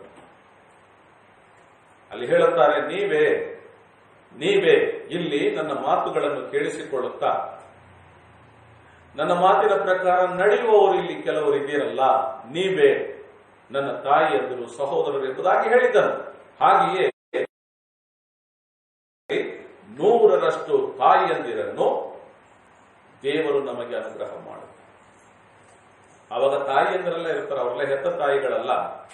ಕ್ರಿಸ್ತನಲ್ಲಿ ರಕ್ಷಣೆ ಹೊಂದಿಕೊಂಡು ಕ್ರಿಸ್ತನ ವಾಕ್ಯದ ಪ್ರಕಾರವೇ ನಡೆದುಕೊಂಡು 1000 ವರ್ಷದ ಆಳ್ವಿಕೆಯಲ್ಲಿ ಪ್ರವೇಶಿಸಿದಂತವರುಗಳು ನಮಗೆ ತಾಯಿಯಂದಿರಾಗಿರ್ತಾರೆ, ನಮಗೆ ಸಹೋದರರುಗಳಾಗಿರ್ತಾರೆ, ನಮಗೆ ಸಹೋದರಿಯರುಗಳಾಗಿರ್ತಾರೆ. ಎಷ್ಟು ಪಟ್ಟು? 100 ಪಟ್ಟು, 100ರಷ್ಟು ಅವರು ಹಾಗೆ ಇರ್ತಾರೆ. ಮಾತ್ರವಲ್ಲದೆ ಮಕ್ಕಳುಗಳನ್ನು ನಮಗೆ ಕೊಡ್ತಾರೆ. ಯಾರು ನಮಗೆ ಮಕ್ಕಳು? ಹಾಗಾದ್ರೆ 100ರಷ್ಟು ನಾವು ಮಕ್ಕಳುಗಳನ್ನ ಹಡೆಯುವವರಾಗಿರ್ತೇವ್ರಿ? ಇಲ್ಲ ಪ್ರಿಯರೇ. ಕ್ರಿಸ್ತನಲ್ಲಿ ಜೀವಿಸಿದ ಮಕ್ಕಳುಗಳು ಅಂದು 1000 ವರ್ಷ ಆಳ್ವಿಕೆಯಲ್ಲಿ ಮಹಿಮಾ ಶರೀರಗಳಲ್ಲಿ ಇಲ್ಲಿ ಭೂಮಿಯಲ್ಲಿ ಇರ್ತಾರೆ. ಅವರುಗಳು ನಮಗೆ ಮಕ್ಕಳುಗಳಾಗಿರ್ತವೆ. ನಾವು ಹೇಳ್ತೀವಲ್ಲ, ನಮ್ಮ ಮಾತುಗಳನ್ನೆಲ್ಲ ಕೇಳಿ ನಡೆಯುವ ಮಕ್ಕಳುಗಳನ್ನ ಮಗಳೇ ಮಗನೇ ಅಂತ ಹೇಳೋದಿಲ್ಲರಿ, ಪ್ರೀತಿಯಿಂದ ಹೇಳ್ತೇವೆ. ಅವು ನಮಗೆ ಹುಟ್ಟಿದ್ದಲ್ಲ, ಆದ್ರೆ ನಾವು ಪ್ರೀತಿಯಿಂದ ಗೌರವದಿಂದ ಹಾಗೆ ನಾವು ಕರೆಯುವವರಾಗಿರ್ತೇವಲ್ಲ. ಹಾಗೆಯೇ ಕರ್ತನಲ್ಲಿ ಯಾರ್ಯಾರು ಕೂಸುಗಳಿರ್ತವೋ ಆ ಮಕ್ಕಳುಗಳು ನಮಗೆ 100ರಷ್ಟು 1000 ವರ್ಷ ಆಳ್ವಿಕೆಯಲ್ಲಿ ಸಿಗುವಂತದ್ದಾಗಿದೆ. ಮಾತ್ರವಲ್ಲದೆ ಭೂಮಿಯನ್ನು ಹೊಂದುವುದಲ್ಲದೆ 1000 ವರ್ಷ ಆಳ್ವಿಕೆಯಲ್ಲಿ ಭೂಮಿಯು ನಮಗೆ ದೊರೆಯುತ್ತದೆ. ಇದು ಆಶೆ ಪಡಿಸ್ಲಿಕ್ಕಲ್ರಿ. ದೇವರು ಏನೋ ಆಶೆ ತೋರಿಸ್ತದೆ, ಅಥವಾ ಈ ಪಾಸ್ಟ್ ಏನೋ ಆಶೆ ಇಲ್ರಿ. ಕರ್ತನಾದ ಯೇಸು ಕ್ರಿಸ್ತನು 2000 ವರ್ಷಗಳ ಮೊದಲು ಏನೇನನ್ನು ಹೇಳಿದ್ದನೋ ಅವುಗಳು ಬರೆಯಲ್ಪಟ್ಟಿವೆ. ಏನೇನು ಬರೆಯಲ್ಪಟ್ಟಿವೆಯೋ ಅವು ಇಂದಿನವರೆಗೂ ನಡೆಯುತ್ತಾ ಬರುತ್ತಿವೆ. ಆತನು ಇನ್ನೇನನ್ನು ಬರೆದಿದ್ದಾನು ಭವಿಷ್ಯತ್ತಿನ ವಿಷಯದಲ್ಲಿ ಅವುಗಳು ಹಾಗೆಯೇ ನಡೆಯಲಿಕ್ಕೆ ಹೋಗ್ತವೆ. 1000 ವರ್ಷದ ಆಳ್ವಿಕೆ ಎಂಬುದೊಂದು ಈ ಲೋಕದಲ್ಲಿ ಇದೆ. ಅಲ್ಲಿ ಕರ್ತನಾದ ಯೇಸು ಕ್ರಿಸ್ತನು ಇಡೀ ಪ್ರಪಂಚವನ್ನು ಆಳ್ವಿಕೆ ಮಾಡುವ ಆತನಾಗಿರುತ್ತಾನೆಂಬುದಾಗಿ ದೇವರ ವಾಕ್ಯವು ಪ್ರಬೋಧಿಸುತ್ತದೆ ಪ್ರಿಯರೇ. ಹೀಗಿರುವಲ್ಲಿ ಭೂಮಿಯನ್ನು ಹೊಂದುವುದಲ್ಲದೆ ಭೂಮಿಯನ್ನು ಹೊಂದಿಕೊಳ್ತೇವೆ. ಇವತ್ತು ತುಂಡು ಭೂಮಿಗೆ ಎಷ್ಟೋ ಹೋರಾಟಗಳಲ್ಲ, ಗೊಂದಲ ಗಲಿಬಿಲಿಗಳಲ್ವಾ. ಆದರೆ 1000 ವರ್ಷದ ಆಳ್ವಿಕೆಯಲ್ಲಿ ನೀವೊಂದು ಸಾಮ್ಯವನ್ನು ಕೇಳಿಸಿಕೊಂಡಿರ್ತೀರಿ, ಓದಿರ್ತೀರಿ. ನೀವು ಬೈಬಲ್ನಲ್ಲಿ ಯೇಸು ಕ್ರಿಸ್ತನು ಅಂದ್ರೆ ಒಬ್ಬ ಮಾಲೀಕನು, ಯಜಮಾನನು ಒಬ್ಬನಿಗೆ 1 ತಲಾಂತು, ಒಬ್ಬನಿಗೆ 2 ತಲಾಂತು, ಒಬ್ಬನಿಗೆ 5 ತಲಾಂತನ್ನು ಕೊಟ್ಟು ದೂರ ದೇಶಕ್ಕೆ ಪ್ರಯಾಣಿಸಿದ್ದಾನೆ. ನೀವು ಇವುಗಳನ್ನು ಇಟ್ಕೊಂಡು ವ್ಯಾಪಾರ ಮಾಡ್ರಿ ಅಂತ. 5 ತಲಾಂತು ಉಳ್ಳವನು ಅದನ್ನು ವ್ಯಾಪಾರ ಮಾಡಿ 10 ಮಾಡಿ ಇಟ್ಟಿರ್ತಾನೆ. ಅವನು ಊಟ ಮಾಡಿದ್ದಾನೆ ಅದರಲ್ಲಿ, ಆದರೆ ಉಳಿಸಿದ್ದಾನೆ. ಯಜಮಾನನು ಕೊಟ್ಟದರಲ್ಲಿ ಎಲ್ಲವನ್ನು ತಿಂದು ಬಿಡಲಿಲ್ಲ. ಯಜಮಾನನು ದೂರ ದೇಶದಿಂದ ಬಹಳ ಸಮಯ ಬಿಟ್ಟು ತಿರುಗಿ ಬಂದಾಗ ಕೇಳುತ್ತಾನೆ, 5 ತಲಾಂತು ನಿನಗೆ ಕೊಟ್ಟಿದ್ದೆ, ಏನು ಮಾಡಿದೆ ಇಷ್ಟು ಕಾಲ? ನಾನು ಮನೇಲಿರಲಿಲ್ಲ, ನಿನಗೆ ಯಾವ ಕೆಲಸ ಇಲ್ಲ, ಮನೆ ಗುಡಿಸೋದು ಮನೆ ವಾರ್ತೆ ಕೆಲಸ ಇಲ್ಲ ನಿನಗೆ. ಹಾಗಾದ್ರೆ 5 ತಲಾಂತು ಕೊಟ್ಟಿದ್ದೆ, ಮತ್ತೆ ಮುಂದಕ್ಕೆ ನೀನು ಜೀವನ ಮಾಡಬೇಕಾಗಿತ್ತು, ನಿನಗೆ ನಾನು ಕೂಲಿ ಕೊಡ್ಲಿಕ್ಕೆ ನಾನು ಇಲ್ಲಿ ಇರಲಿಲ್ಲ. 5 ತಲಾಂತು ಕೊಟ್ಟಿದ್ದೆ, ನೀ ಏನು ಮಾಡಿದಿ ಅಂದ್ರೆ ಆ ಕೆಲಸದವನು ಹೇಳ್ತಾನೆ, 5 ತಲಾಂತು ಕೊಟ್ಟಿದ್ರಿ ಯಜಮಾನ್ನೇ, ಅದನ್ನಿಟ್ಟು ವ್ಯಾಪಾರ ಮಾಡಿ ನನ್ನ ಜೀವನ ಸುಗಮವಾಗಿ ಸಾಗಿಸ್ಕೊಳ್ತಾ ಇದ್ದೆ. ಈಗೋ ಇನ್ನೂ 5 ಕೂಡ ಕೂಡಿಸಿಟ್ಟಿದ್ದೇನೆ ಅದರ ಜೊತೆಗೆ. ಲೆಕ್ಕ ಒಪ್ಪಿಸ್ತಲಿದ್ದ. ಲೆಕ್ಕ ಒಪ್ಪಿಸಿದಾಗ ಒಳ್ಳೆ ಯಜಮಾನನ್ ಏನು ಹೇಳ್ತಾನ್ರಿ, 10 ತಲಾಂತುಗಳನ್ನು ತೆಗೆದುಕೊಂಡಿರುವ ನೀನು ಒಳ್ಳೆಯ ಕೆಲಸಗಾರ, ಆದ್ದರಿಂದ 10 ಪಟ್ಟಣಗಳನ್ನು ಆಳು ಎಂಬುದಾಗಿ ಅವನಿಗೆ 10 ಪಟ್ಟಣಗಳನ್ನು ಕೊಟ್ಟಿದ್ದ. 2 ತಲಾಂತಿದ್ದವನು 4 ತಲಾಂತು ತಗೊಂಡು ಬಂದಿದ್ದ, ಅವನಿಗೆ ಅಷ್ಟು ಪಟ್ಟಣಗಳನ್ನು ಕೊಟ್ಟಿದ್ದ. ಪ್ರಿಯ ಸಹೋದರ ಸಹೋದರಿಯೇ, ಭೂಮಿಯನ್ನು ನೀನು ಹೊಂದಿಕೊಳ್ಳುತ್ತಿ ಅಂತ ಹೇಳಿದ್ರೆ ಯಾವ ರೀತಿ ಭೂಮಿ ಹೊಂದಿಕೊಳ್ತಿ? ಪ್ರಪಂಚವನ್ನು 1000 ವರ್ಷಗಳು ಆಳುವಂತಹ ಆಳ್ವಿಕೆಯಲ್ಲಿ ದೇವರ ಮಕ್ಕಳಿಗೆಂದು ಸ್ಥಾನಮಾನಗಳಿವೆ. ದೇವರು ನಮ್ಮನ್ನು ರಾಜರುಗಳನ್ನಾಗಿಯೂ ಯಾಜಕ ವರ್ಗದವರನ್ನಾಗಿಯೂ ಆರಿಸಿಕೊಂಡಿದ್ದಾನೆ. ನಾವು ಯಾಜಕರುಗಳು ಮಾತ್ರ ಅಲ್ರಿ, ನಾವು ರಾಜರುಗಳಾಗಿದ್ದೇವೆ. ಅದು 1000 ವರ್ಷ ಆಳ್ವಿಕೆಯಲ್ಲಿ ಪ್ರಕಟವಾಗ್ತದೆ. ನಿಜ ಕ್ರೈಸ್ತನ ನಿರೀಕ್ಷೆ ಅದಾಗಿರುತ್ತದೆ, ಇದು ಅಲ್ರಿ. 70-80 ವರ್ಷದ ಜೀವನ ನಿಜ ಕ್ರೈಸ್ತನ ನಿರೀಕ್ಷೆ ಅಲ್ಲ.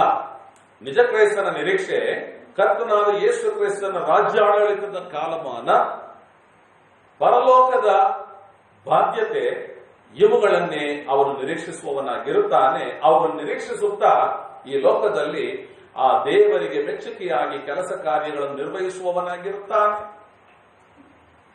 ದೇವರ ವಾಕ್ಯದಲ್ಲಿ ಇಲ್ಲಿ ಸಹೋದರರು, ಮನೆಗಳು, ಸಹೋದರಿಯರು, ತಾಯಿಯಂದಿರು, ಮಕ್ಕಳು, ಭೂಮಿ ಇದೆ, ಆದರೆ ತಂದೆ ಮಾತ್ರ ಇಲ್ಲ. ಯಾಕ್ರಿ? ಅಲ್ಲಿ ಬಹಳ ತಂದೆಗಳಿರೋದಿಲ್ಲ.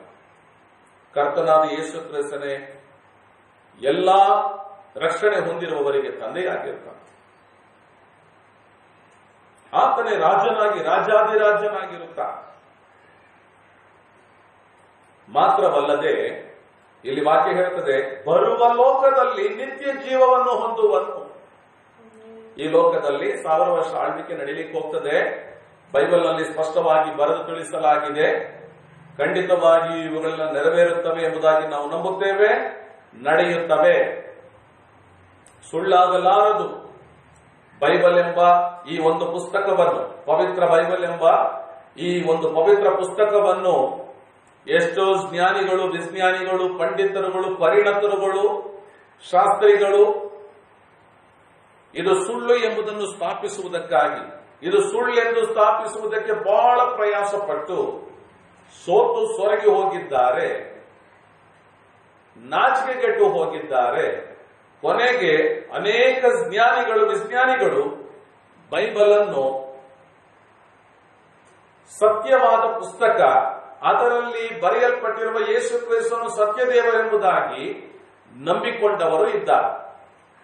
ಈ ನೆಲೆಯಲ್ಲಿ ಖಂಡಿತವಾಗಿ ನಾವು ನಂಬುತ್ತೇವೆ 1000 ವರ್ಷದ ಆಳ್ವಿಕೆ ನಡೆಯಿತು.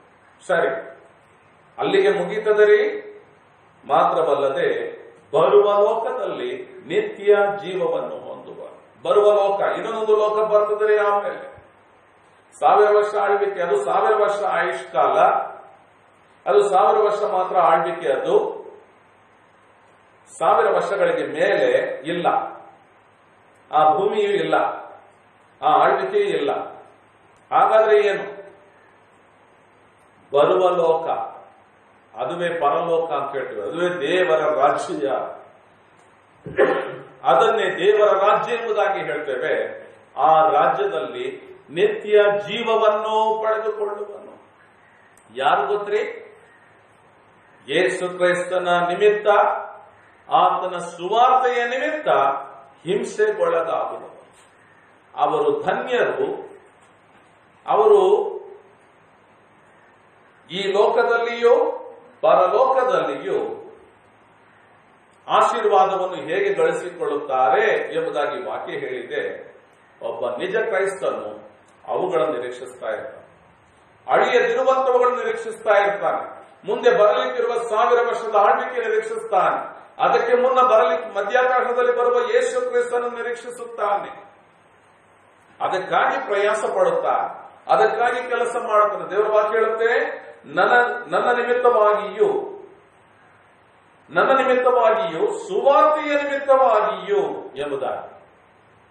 ಯೇಸು ಕ್ರಿಸ್ತನ ನಿಮಿತ್ತ, ಯೇಸು ಕ್ರಿಸ್ತನ ಸುವಾರ್ತೆಯ ನಿಮಿತ್ತ ಬಾಧೆಗೆ ಒಳಪಡುವವರು, ಕಳಕೊಳ್ಳುವವರು, ಈ ಲೋಕದಲ್ಲಿ ಸಂಕಟ ಹಿಂಸೆಗಳಿಗೆ ಪರಿಹಾಸ್ಯಕ್ಕೆ ಒಳಪಡುವವರು,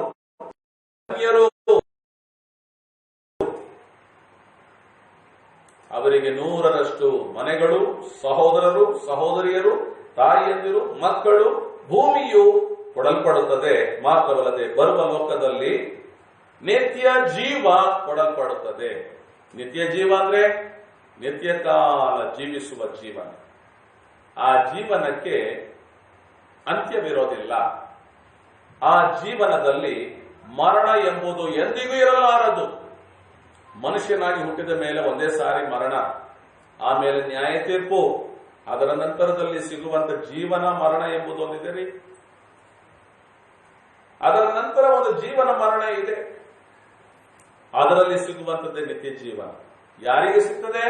ಯೇಸು ಕ್ರಿಸ್ತನ ನಿಮಿತ್ತ, ಆತನ ಸುವಾರ್ತೆಯ ನಿಮಿತ್ತ ಹಿಂಸೆಗೆ ಒಳಪಡುವವರು, ಬಾಧಿಸಲ್ಪಡುವವರು, ಈ ಲೋಕದಲ್ಲಿ ಕಳಕೊಳ್ಳುವಂತವರು, ಕೆಟ್ಟದಾಗಿ ಎಲ್ಲಾ ದೂರುಗಳನ್ನು ಹೊರಿಸಲ್ಪಟ್ಟಂತವರು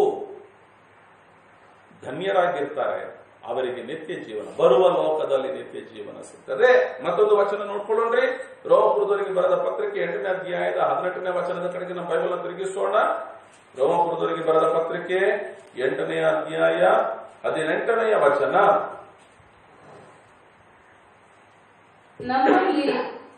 ನಮ್ಮಲ್ಲಿ ಪ್ರತ್ಯಕ್ಷವಾಗಲಿರುವ ಮಹಿಮೆಯೊಂದಿಗೆ ಈಗಿನ ಕಾಲದ ಶ್ರಮೆಗಳನ್ನು ಹೋಲಿಸುವುದು ಯೋಗ್ಯವಲ್ಲವೆಂದು ನಾನು ಎಣಿಸುತ್ತೇನೆ.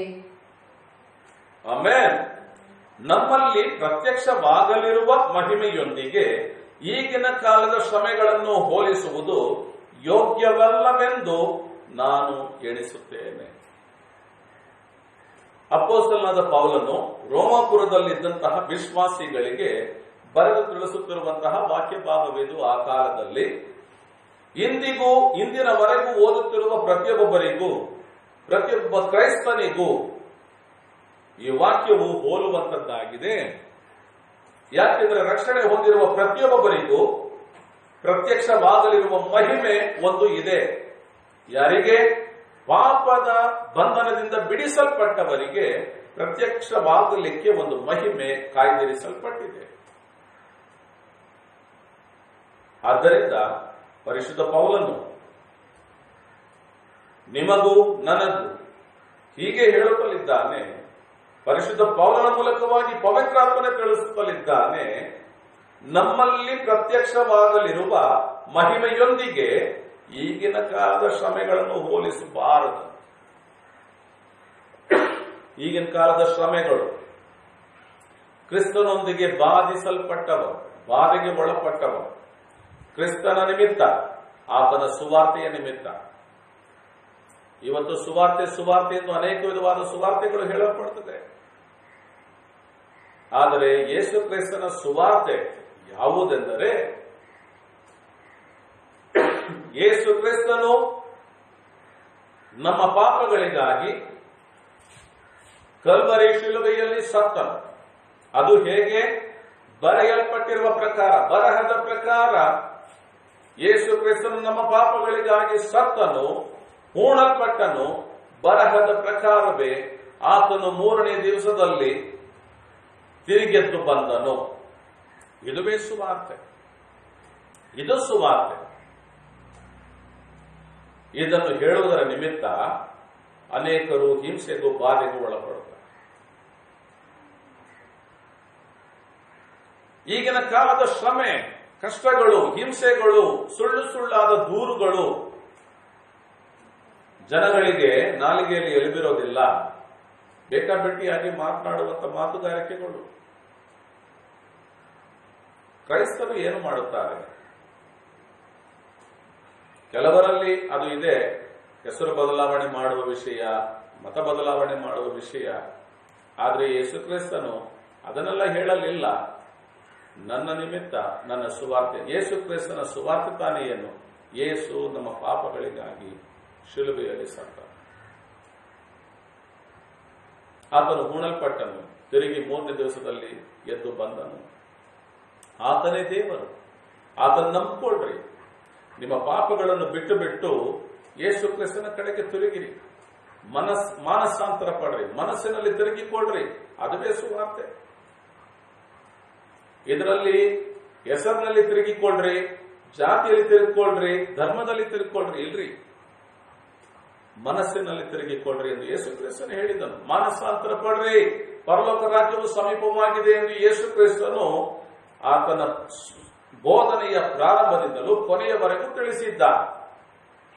ಹೀಗಿರುವಲ್ಲಿ ಶ್ರಮೆಗಳು ನಿಜವಾಗಿಯೂ ಯೇಸು ಕ್ರಿಸ್ತನ ಸುವಾರ್ತೆಯನ್ನು ಸಾರುವವರಿಗೆ ಯೇಸು ಕ್ರಿಸ್ತನ ನಾಮದ ನಿಮಿತ್ತವಾಗಿ ಬರುವುದಾದರೆ ಆ ಶ್ರಮೆಗಳನ್ನು, ಈಗಿನ ಶ್ರಮೆಗಳನ್ನು ಬರಲಿಕ್ಕಿರುವ ಮಹಿಮೆಯ ಪ್ರತ್ಯಕ್ಷತೆ, ಬರಲಿಕ್ಕಿರುವ ಪ್ರತ್ಯಕ್ಷತೆಯಾಗಲಿಕ್ಕಿರುವ ಮಹಿಮೆಯ ಮುಂದೆ ಈ ಬಾಧೆಗಳನ್ನು ಹೋಲಿಸುವುದು ಯೋಗ್ಯವಲ್ಲವೆಂದು ನಾನು ಎಣಿಸುತ್ತೇನೆ. 19ನೇ ವಚನ, ದೇವಪುತ್ರರ ಪ್ರತ್ಯಕ್ಷತೆಯನ್ನು ಸೃಷ್ಟಿಯು ಇದೆ. ಮುಂದೆ ನೀವು ಓದುವುದಾದ್ರೆ ಆ ವಾಕ್ಯಗಳು ಬಹಳ ಸ್ವಾರಸ್ಯಮಯವಾಗಿ ಮುಂದೆ ಬರಲಿಕ್ಕಿರುವಂತಹ, ಪ್ರತ್ಯಕ್ಷವಾಗಲಿಕ್ಕಿರುವ ಮಹಿಮೆಯ ಕುರಿತಾಗಿ ತುಂಬಾ ಚಂದವಾದ ರೀತಿಯಲ್ಲಿ ಅಲ್ಲಿ ಬರೆಯಲ್ಪಟ್ಟಿದೆ. ಒಬ್ಬ ನಿಜ ಕ್ರೈಸ್ತನ ನಿರೀಕ್ಷೆಯು ಏನಾಗಿರ್ತದಂದ್ರೆ, ನಮ್ಮಲ್ಲಿ ಪ್ರತ್ಯಕ್ಷವಾಗಲಿಕ್ಕಿರುವ ಮಹಿಮೆಯ ಕುರಿತು ನಾವು ಆಲೋಚನೆ ಮಾಡಬೇಕು. ಯಾವಾಗ ಆ ಮಹಿಮೆಯು ಪ್ರತ್ಯಕ್ಷವಾಗಲಿಕ್ಕಿದೆ ಎಂಬುದೇ ಒಬ್ಬ ನಿಜ ಕ್ರೈಸ್ತನ ನಿರೀಕ್ಷೆಯಾಗಿದೆ. ನನ್ನನ್ನು ಕೇಳಿಸಿಕೊಳ್ಳುತ್ತಿರುವ ಪ್ರಿಯ ಸಹೋದರ ಸಹೋದರಿ, ನೀನು ಯಾರಾಗಿದ್ದರೂ ಸರಿ, ನಿನ್ನ ನಿರೀಕ್ಷೆ ಏನು? ನಿನ್ನ ಆಶಯಗಳು ಏನು? ಈ ಲೋಕದಲ್ಲಿ ನಿನ್ನ ಆಕಾಂಕ್ಷೆಗಳೇನು? ನಿನ್ನ ಮನಸ್ಸು ಎಲ್ಲಿ ಹರಿದಾಡುತ್ತಿದೆ? ನಿನ್ನ ನಿರೀಕ್ಷೆ ಈ ವಾಕ್ಯಕ್ಕನುಸಾರವಾಗಿ ಇದೆಯಾ? ಒಬ್ಬ ನಿಜ ಕ್ರೈಸ್ತನ ನಿರೀಕ್ಷೆ, ಪೌಲನೆಂಬ ಅಪೊಸ್ತಲನು ಅವನು ಒಬ್ಬ ನಿಜ ಕ್ರೈಸ್ತನು, ಪೇತ್ರನೆಂಬ ಈ ಅಪೊಸ್ತಲನು ಒಬ್ಬ ನಿಜ ಕ್ರೈಸ್ತನು. ಇವರುಗಳ ನಿರೀಕ್ಷೆ ಏನಾಗಿದೆಯೋ ಅದಾಗಿಯೇ ಎಂದು ಕೇಳಿಸಿಕೊಳ್ಳುತ್ತಿರುವ ನಿನ್ನ, ಬೋಧಿಸುತ್ತಿರುವ ನನ್ನ ನಿರೀಕ್ಷೆಯು ಇದೆಯಾ ಎಂಬುದಾಗಿ ನಮ್ಮನ್ನು ನಾವೇ ಪರಿಶೋಧಿಸಿಕೊಳ್ಳಬೇಕು. ಮತ್ತೊಂದು ವಾಕ್ಯವನ್ನು ನೋಡಿಕೊಳ್ಳೋಣ. 2 ಕೊರಿಂಥದವರಿಗೆ ಬರೆದ ಪತ್ರಿಕೆ, ಕೊರಿಂಥದವರಿಗೆ ಪೌಲನು ಬರೆದಂತಹ 2ನೆಯ ಪತ್ರಿಕೆ 4ನೆಯ ಅಧ್ಯಾಯ 17 ಮತ್ತು 18ನೆಯ ವಚನವನ್ನು ಓದ್ಕೊಳ್ಳೋಣ್ರಿ. ಹೇಗೆಂದರೆ ಕ್ಷಣ ಮಾತ್ರವಿರುವ ನಮ್ಮ ಹಗುರವಾದ ಸಂಕಟವು ಅತ್ಯಧಿಕವಾದ ಮತ್ತು ನಿರಂತರವಾಗಿರುವ ಗೌರವವುಳ್ಳ ಮಹಿಮೆಯನ್ನುಂಟು ಮಾಡುತ್ತದೆ. ನಾವು ಕಾಣುವಂತವುಗಳನ್ನು ದೃಷ್ಟಿಸದೆ ಕಾಣದಿರುವಂತವುಗಳನ್ನು ದೃಷ್ಟಿಸುವವರಾಗಿದ್ದೇವೆ. ಯಾಕೆಂದರೆ ಕಾಣುವಂತವುಗಳು ಸ್ವಲ್ಪ ಕಾಲ ಮಾತ್ರ ಇರುವವು, ಕಾಣದಿರುವಂತವುಗಳು ಸದಾಕಾಲವೂ ಇರುವವು. ಆಮೆನ್. ದೇವರ ವಾಕ್ಯವು ಹೀಗೆ ಬೋಧಿಸುತ್ತದೆ ಪ್ರಿಯರೇ. ಹೇಗೆಂದರೆ ಕ್ಷಣ ಮಾತ್ರವಿರುವ ನಮ್ಮ ಹದೂರವಾದ ಸಂಕಟವು ಅತ್ಯಧಿಕವಾದ ಮತ್ತು ನಿರಂತರವಾಗಿರುವ ಗೌರವವುಳ್ಳ ಮಹಿಮೆಯನ್ನುಂಟು ಮಾಡುತ್ತದೆ. ಯಾವುದು ಗೌರವವನ್ನು ಉಂಟು ಮಾಡುತ್ತದೆ ರೀ? ಸಂಕಟವು ಗೌರವವನ್ನು ಉಂಟು ಮಾಡುತ್ತದೆ ಎಂದು ದೇವರ ವಾಕ್ಯವು ತಿಳಿಸುತ್ತದೆ. ಕೈ ಕೆಸರಾದರೆ ಬಾಯಿ ಮೊಸರು ಎಂಬುದಾದ ಗಾದೆ ಮಾತು ಉಂಟಲ್ಲ. ಕೈ ಕೆಸರಾಗದಿದ್ರೆ ಬಾಯಿ ಮೊಸರು ಹೇಗೆ ಹಾಕಲಿಕ್ಕೆ ಸಾಧ್ಯ? ಕೈ ಕೆಸರಾಗಲೇಬೇಕು. ಕಷ್ಟಪಟ್ಟು ಸುಖವನ್ನು ಅನುಭವಿಸಬೇಕು. ಪ್ರಯಾಸಪಟ್ಟು ಪ್ರತಿಫಲವನ್ನು ಹೊಂದಿಕೊಳ್ಳಬೇಕು.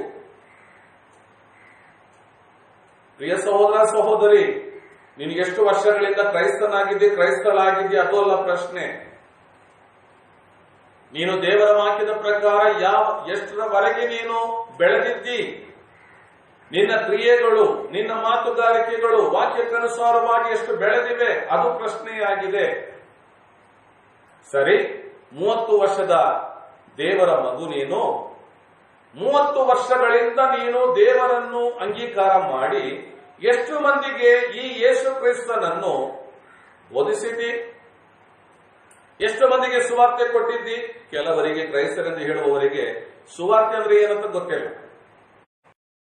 ಎರಡನೇದಾಗಿ ಸುವಾರ್ತೆ ಬೋಧಿಸೋದಂದ್ರೆ ಏನೋ ಗೊತ್ತಿಲ್ಲ. ಅದು ಸುವಾರ್ತೆ ಗೊತ್ತಿರ್ತಾನೆ, ಅದನ್ನು ಬೋಧಿಸಲಿಕ್ಕೆ ಕೂಡ ಕೆಲವು ಕ್ರೈಸ್ತರಂತೂ ಯೇಸು ಅದ್ಭುತ ಮಾಡ್ತಾರೆ, ದೆವ್ವ ಬಿಡಿಸ್ತಾರೆ, ಯೇಸು ಊಟ ಕೊಡ್ತಾರೆ, ಕಾಸು ಕೊಡ್ತಾರೆ, ಯೇಸು ಸಾಲ ತೀರಿಸ್ತಾರೆ, ಯೇಸು ಆಶೀರ್ವದಿಸ್ತಾರೆ. ಇದೇ ಬೋಧನೆ, ಇದೇ ಸುವಾರ್ತೆ. ಅದು ಸುವಾರ್ತೆಯೇ ಅಲ್ಲ. ಅದು ಸುವಾರ್ತೆಯೇ ಅಲ್ಲ. ಅಪೊಸ್ತಲನಾದ ಪೌಲನು ಗಲಾತ್ಯದವರಿಗೆ ಬರೆಯುವಾಗ ಅಲ್ಲಿ ತಿಳಿಸ್ತಾನೆ, ಕೆಲವರು ನಿಮ್ಮನ್ನು ವಾಕ್ಯದ ವಿಷಯದಲ್ಲಿ ತಿವಿಚುವವರಾಗಿ ನಿಮ್ಮಲ್ಲಿ ಬಂದು ವಂಚಿಸುವ ಬೋಧನೆಗಳನ್ನು ತರುತ್ತಲಿದ್ದಾರೆ. ಅವರು ಸಾರುವಂತದ್ದು ಸುವಾರ್ತೆಯೇ ಅಲ್ಲ ಎಂಬುದಾಗಿ ಹೇಳುತ್ತಾರೆ. ಅವರು ಕೂಡ ಯೇಸುವನ್ನೇ ಬೋಧಿಸ್ತಾ ಇದ್ದಾರೆ. ಆದರೆ ಯೇಸು ಅದನ್ನ ಮಾಡ್ತಾರೆ, ಅದನ್ನ ಮಾಡ್ತಾರೆ, ಅದನ್ನ ಮಾಡ್ತಾರೆ ಎಲ್ಲ ಹೇಳ್ತಾರೆ. ಗಳಿಗಾಗಿ ಕಲ್ವಾರಿ ಶಿಲುಬೆಯಲ್ಲಿ ಸತ್ತನು, ಸಮಾಧಿ ಸೇರಿದನು. ಆದರೆ ಆತನು 3ನೇ ದಿವಸದಲ್ಲಿ ತಿರುಗೆದ್ದು ಬಂದ ಒಬ್ಬನೇ ದೇವರು. ಆತನು ನಿನ್ನನ್ನು ಪ್ರೀತಿಸಿದ್ದಾನೆಂಬುದಾಗಿ ಹೇಳುವುದು. ನಿನ್ನನ್ನು ಪ್ರೀತಿಸಿದರ ನಿಮಿತ್ತ ನಿನ್ನ ಪಾಪಗಳ ಪ್ರಾಯಶ್ಚಿತ್ತವನ್ನು ಆತನು ಸಲ್ಲಿಸಿದ್ದಾನೆ ಎಂದು ಹೇಳಿಕೊಡೋದಿಲ್ಲ, ಬೇರೆದೆಲ್ಲ ಹೇಳಿ ಬರ್ತಾರೆ. ಅದು ಸುವಾರ್ತೆ ಎಂಬುದಾಗಿ. ಅದನ್ನು ಕೇಳಿಸಿಕೊಂಡು ಅದನ್ನೇ ನಂಬಿಕೊಂಡಿರುವ, ಅಂದ್ರೆ ಹಣ ಕೊಡ್ತಾರೆ, ಆಶೀರ್ವಾದ ಕೊಡ್ತಾರೆ, ಅದು ಮಾಡ್ತಾರೆ, ಒಳ್ಳೇದು ಮಾಡ್ತಾರೆ, ಇವುಗಳನ್ನೇ ಕೇಳಿಸಿಕೊಂಡು ಬಂದಂತಹ ಕ್ರೈಸ್ತರು ಬೇರೆಯವ್ರಿಗೆ ಹೇಳ್ಬೇಕಾದ್ರೆ ನಿಮಗೆ ಒಳ್ಳೇದು ಮಾಡ್ತಾರೆ, ನಿಮಗೆ ಅದ್ಭುತ ಮಾಡ್ತಾರೆ, ಇದನ್ನೇ ಹೇಳ್ತಾ ಇರ್ತಾರೆ. ಎಲ್ಲಾ ಅದ್ಭುತಗಳಿಗಿಂತ ದೊಡ್ಡ ಅದ್ಭುತ, ಪ್ರಧಾನ ಅದ್ಭುತ ಯಾವುದೆಂದು ನೆನೆಸ್ತೀರಿ ನೀವು? ಯೇಸು ಸತ್ತವರನ್ನು ಎಬ್ಬಿಸಿದನು. ಯೇಸು ಗಾಳಿ ಕಡಲನ್ನು ಅಡಗಿಸಿದನು. ಯೇಸು ಸಮುದ್ರದ ನೀರಿನ ಮೇಲೆ ನಡೆದನು. ದೇವರು ಮೋಶೆಯ ಮೂಲಕವಾಗಿ ಕೆಂಪು ಸಮುದ್ರವನ್ನು ಎರಡಾಗಿ ಬಿಡಿಸಿದನು. ಮಹತ್ ಕಾರ್ಯಗಳು, ಸೂಚಕ ಕಾರ್ಯಗಳು, ಅದ್ಭುತ ಕಾರ್ಯಗಳು, ಇವೆಲ್ಲವುಗಳಿಗಿಂತ ದೊಡ್ಡ ಅದ್ಭುತ, ದೊಡ್ಡ ಮಹತ್ ಕಾರ್ಯ ಯಾವುದೆಂದು ನೆನೆಸ್ತೀರಿ ನೀವು? ಇವೆಲ್ಲವುಗಳಿಗಿಂತಲೂ ಒಬ್ಬ ಪಾಪಿ ಮಾನಸಾಂತರ ಪಟ್ಟು ರಕ್ಷಣೆ ಹೊಂದಿದ್ರೆ ಅದು ಎಲ್ಲಾ ಅದ್ಭುತಗಳಿಗಿಂತ ದೊಡ್ಡ ಅದ್ಭುತವಾಗಿದೆ. ಸತ್ತ ಲಾಜರನನ್ನು ಯೇಸು ಕ್ರಿಸ್ತನು 4ನೇ ದಿವಸದಲ್ಲಿ ಜೀವಂತವಾಗಿ ಎಬ್ಬಿಸಿದನು. ತೆರಿಗೆ ಲಾಜರನು ಸತ್ತನು. ಕಾಯಿಲೆಗಳಿಂದ ಯೇಸು ಕ್ರಿಸ್ತನು ಸ್ವಸ್ಥತೆಯನ್ನು ಕೊಟ್ಟರು. ಅವರಿಗೆ ಕಾಯಿಲೆ ಬರಲಿಲ್ವಾ? ಬಂತು. ಆದರೆ ಯೇಸು ಕ್ರಿಸ್ತನು ಕೊಟ್ಟಂತ ರಕ್ಷಣೆ ಎಂಬುದಿದೆ ನೋಡಿ, ಅದು ಎಂದಿಗೂ ತೆಗೆಯಲಾಗದು. ಒಂದು ಸಾರಿ ಕರ್ತನಾದ ಯೇಸು ಕ್ರಿಸ್ತನು ಒಬ್ಬ ಮನುಷ್ಯನನ್ನು ರಕ್ಷಣೆ ಮಾಡುವುದಾದರೆ, ಅವನ ಪಾಪಗಳಿಂದ ಅವನನ್ನು ಬಿಡಿಸಿ ರಕ್ಷಿಸುವುದಾದರೆ, ತಿರುಗಿ ಇನ್ನೆಂದಿಗೂ ಅವನು ನರಕಕ್ಕೆ ಹೋಗಲು ಸಾಧ್ಯವಿಲ್ಲ. ರಕ್ಷಣೆ ಹೊಂದಿದ್ದರೆ, ಅದಕ್ಕೆ ಪೌಲನು ಹೇಳುತ್ತಾನೆ, ಕ್ರಿಸ್ತನ ಪ್ರೀತಿಯಿಂದ ನಮ್ಮನ್ನು ಅಗಲಿಸುವುದು ಯಾವ? ಸೆರೆಮನೆಯೋ, ಊಟ ಇಲ್ಲದಿರುವಿಕೆಯೋ, ವಸ್ತ್ರ ಇಲ್ಲದಿರುವಿಕೆಯೋ, ಈ ಸಂಕೋಲೆಗಳು, ಬೇಡಿಗಳನ್ನು ಹಾಕಿದ್ದಾರೆ ಪೌಲನಿಗೆ. ಈ ಬೇಡಿಗಳು ನನ್ನನ್ನು ಯೇಸು ಕ್ರಿಸ್ತನ ಪ್ರೀತಿಯಿಂದ ಅಗಲಿಸ್ತದ? ಖಂಡಿತವಾಗಿಲ್ಲ. ಯೇಸು ಕ್ರಿಸ್ತನ ಪ್ರೀತಿಯಿಂದ ನಮ್ಮನ್ನು ಅಗಲಿಸುವುದಕ್ಕೆ ಯಾವುದರಿಂದಲೂ ಯಾರಿಂದಲೂ ಸಾಧ್ಯವಿಲ್ಲ ಎಂದು ಅಪೊಸ್ತಲನಾದ ಪೌಲನು ಬರೆದು ತಿಳಿಸ್ತಾನೆ. ನೋಡುವಾಗ ಯೇಸು ಕ್ರಿಸ್ತನ ಪ್ರೀತಿಯನ್ನು ಆಧಾರ ಮಾಡಿಕೊಂಡಿದ್ದಾನೆ ಪೌಲನು. ಆ ಪ್ರೀತಿಯು ಹೇಗೆ ಪ್ರಕಟವಾಗಿದೆ ಪೌಲನಿಗೆ ಅಂದ್ರೆ, ಪೌಲನಿಗಾಗಿ ಯೇಸು ಕ್ರಿಸ್ತನು ಪೌಲನ ಮೇಲೆ ಇಟ್ಟಂತ ಪ್ರೀತಿಯ ನಿಮಿತ್ತ ಯೇಸು ಕ್ರಿಸ್ತನು ಪೌಲನ ಪಾಪಗಳ ಪ್ರಾಯಶ್ಚಿತ್ತವಾಗಿ ತನ್ನನ್ನೇ ಶಿಲುಬೆಯಲ್ಲಿ ಜಡಿಸಿಕೊಂಡಿದ್ದಾನೆ. ಆದ್ದರಿಂದ ಯೇಸುವೆ, ನೀನು ನನ್ನನ್ನು ಅಷ್ಟು ಪ್ರೀತಿಸ್ತೀಯ, ನಿನ್ನ ಪ್ರಾಣಕ್ಕಿಂತ ಹೆಚ್ಚು ಪ್ರೀತಿಸ್ತೀಯ, ಹಾಗಾದ್ರೆ ನಾನು ನಿನ್ನನ್ನು ಪ್ರೀತಿಸ್ತೇನೆ. ನಿನ್ನನ್ನು ಪ್ರೀತಿಸುವ ಪ್ರೀತಿಯಿಂದ ನನ್ನನ್ನು ಯಾರು ಅಗಲಿಸಲಾರರು ಎಂಬುದಾಗಿ ಪೌಲನು ಹೇಳುತ್ತಲಿದ್ದ. ನೋಡುವಾಗ ಸುವಾರ್ತೆ ಎಂಬುದೇ ಬೇರೆ, ಜನಗಳು ಹೇಳುವ ವಿಷಯಗಳಿವೆ. ಅದ್ಭುತಗಳು ಸುವಾರ್ತೆಯಲ್ಲಿ ಯೇಸು ಕ್ರಿಸ್ತನು ಮಾನವನ ಪಾಪಕ್ಕಾಗಿ ಕಲ್ವರಿ ಶಿಲುಬೆಯಲ್ಲಿ ತನ್ನ ಪ್ರಾಣವನ್ನು ತ್ಯಾಗ ಮಾಡಿದ, ಅದು ಸುವಾರ್ತೆ. ಸರಿ, ಈ ಸುವಾರ್ತೆಯನ್ನು, ದೇವರ ವಾಕ್ಯಗಳನ್ನು ಹಲವು ವರ್ಷಗಳಿಂದ ಓದ್ತಾ ಇದ್ದೀರಿ. ಎಷ್ಟು ಮಂದಿಗೆ ಸಾರಿದ್ದೀರಿ? ಎಷ್ಟು ಮಂದಿಗೆ ತಿಳಿಸಿದ್ದೀರಿ? ಎಷ್ಟು ಮಂದಿ ಈ ಸತ್ಯವನ್ನು ತಿಳ್ಕೊಂಡಿದ್ದಾರೆ? ಪ್ರಿಯ ಸಹೋದರ ಸಹೋದರಿಯೇ, ದೇವರ ವಾಕ್ಯದಲ್ಲಿ 17ನೇ ವಚನ ತಿರುಗಿ ಓದ್ತೀನಿ ಕೇಳ್ರಿ. ಹೇಗೆಂದರೆ, ಕ್ಷಣ ಮಾತ್ರ ಇರುವ ನಮ್ಮ ಹಗುರವಾದ ಸಂಕಟವು ಅತ್ಯಂತಾಧಿಕವಾದ ಮತ್ತು ನಿರಂತರವಾಗಿರುವ ಗೌರವವುಳ್ಳ ಮಹಿಮೆಯನ್ನು ಉಂಟು ಮಾಡುತ್ತದೆ. ಇವರಿಗೆ ಇಲ್ಲಿ ಪೌಲನು ಹೇಳ್ತಾನೆ, ಕ್ಷಣ ಮಾತ್ರ ಇರುವ ಸಂಕಟವು ಎಂಬುದಾಗಿ ಹೇಳ್ತಾ ಇದ್ದಾನೆ. ಈ ಲೋಕದಲ್ಲಿ ಬರುವ ಸಂಕಟಗಳು ಅದನ್ನು ದೊಡ್ಡದಾಗಿ ಎಣಿಸ್ತಾ ಇಲ್ಲ. ಒಬ್ಬ ನಿಜ ಕ್ರೈಸ್ತನ ನಿರೀಕ್ಷೆ, ಒಬ್ಬ ನಿಜ ಕ್ರೈಸ್ತನ ಲಕ್ಷಣ, ಅಯ್ಯೋ ಎಷ್ಟು ಬಾಧೆ, ಎಷ್ಟು ಕಷ್ಟ, ಹಾಗೆ ನೆನೆಸೋದಿಲ್ಲ. ಅವನದನ್ನು ಕ್ಷಣಿಕವಾದದ್ದು, ಕ್ಷಣಕಾಲ ಇರುವಂಥದ್ದು ಎಂಬುದಾಗಿ, ಅಂದ್ರೆ ಮುಂದಕ್ಕೆ ಬರುವಂಥದ್ದು, ನಿತ್ಯಕ್ಕೂ ನಿರಂತರಕ್ಕೂ ಇರುವಂಥದ್ದು. ಆದ್ದರಿಂದ ನಾನು ಇದನ್ನು ನೋಡ್ಕೊಂಡು ಕೂತ್ಕೊಳ್ಳೋದಿಲ್ಲ, ಮುಂದೆ ಬರಲಿಕ್ಕಿರುವುದನ್ನೇ ನಿರೀಕ್ಷಿಸ್ತಾ ಇದ್ದೇನೆ ಎಂಬುದಾಗಿ ಮುಂದೆ ಓಡುವನಾಗಿದ್ದಾನೆ. 18ನೇ ವಚನ, ನಾವು ಕಾಣುವಂತವುಗಳನ್ನು ದೃಷ್ಟಿಸದೆ ಕಾಣದಿರುವಂತವುಗಳನ್ನು ದೃಷ್ಟಿಸುವವರಾಗಿದ್ದೇವೆ. ಒಬ್ಬ ನಿಜ ಕ್ರೈಸ್ತನ ನಿರೀಕ್ಷೆ ಏನ್ರಿ? ಕಾಣುವವುಗಳನ್ನೇ ನೋಡುತ್ತಾ, ಕಾಣುವವುಗಳ ಮೇಲೆಯೇ ತಮ್ಮ ದೃಷ್ಟಿಯನ್ನಿಟ್ಟುಕೊಳ್ಳುತ್ತಾ.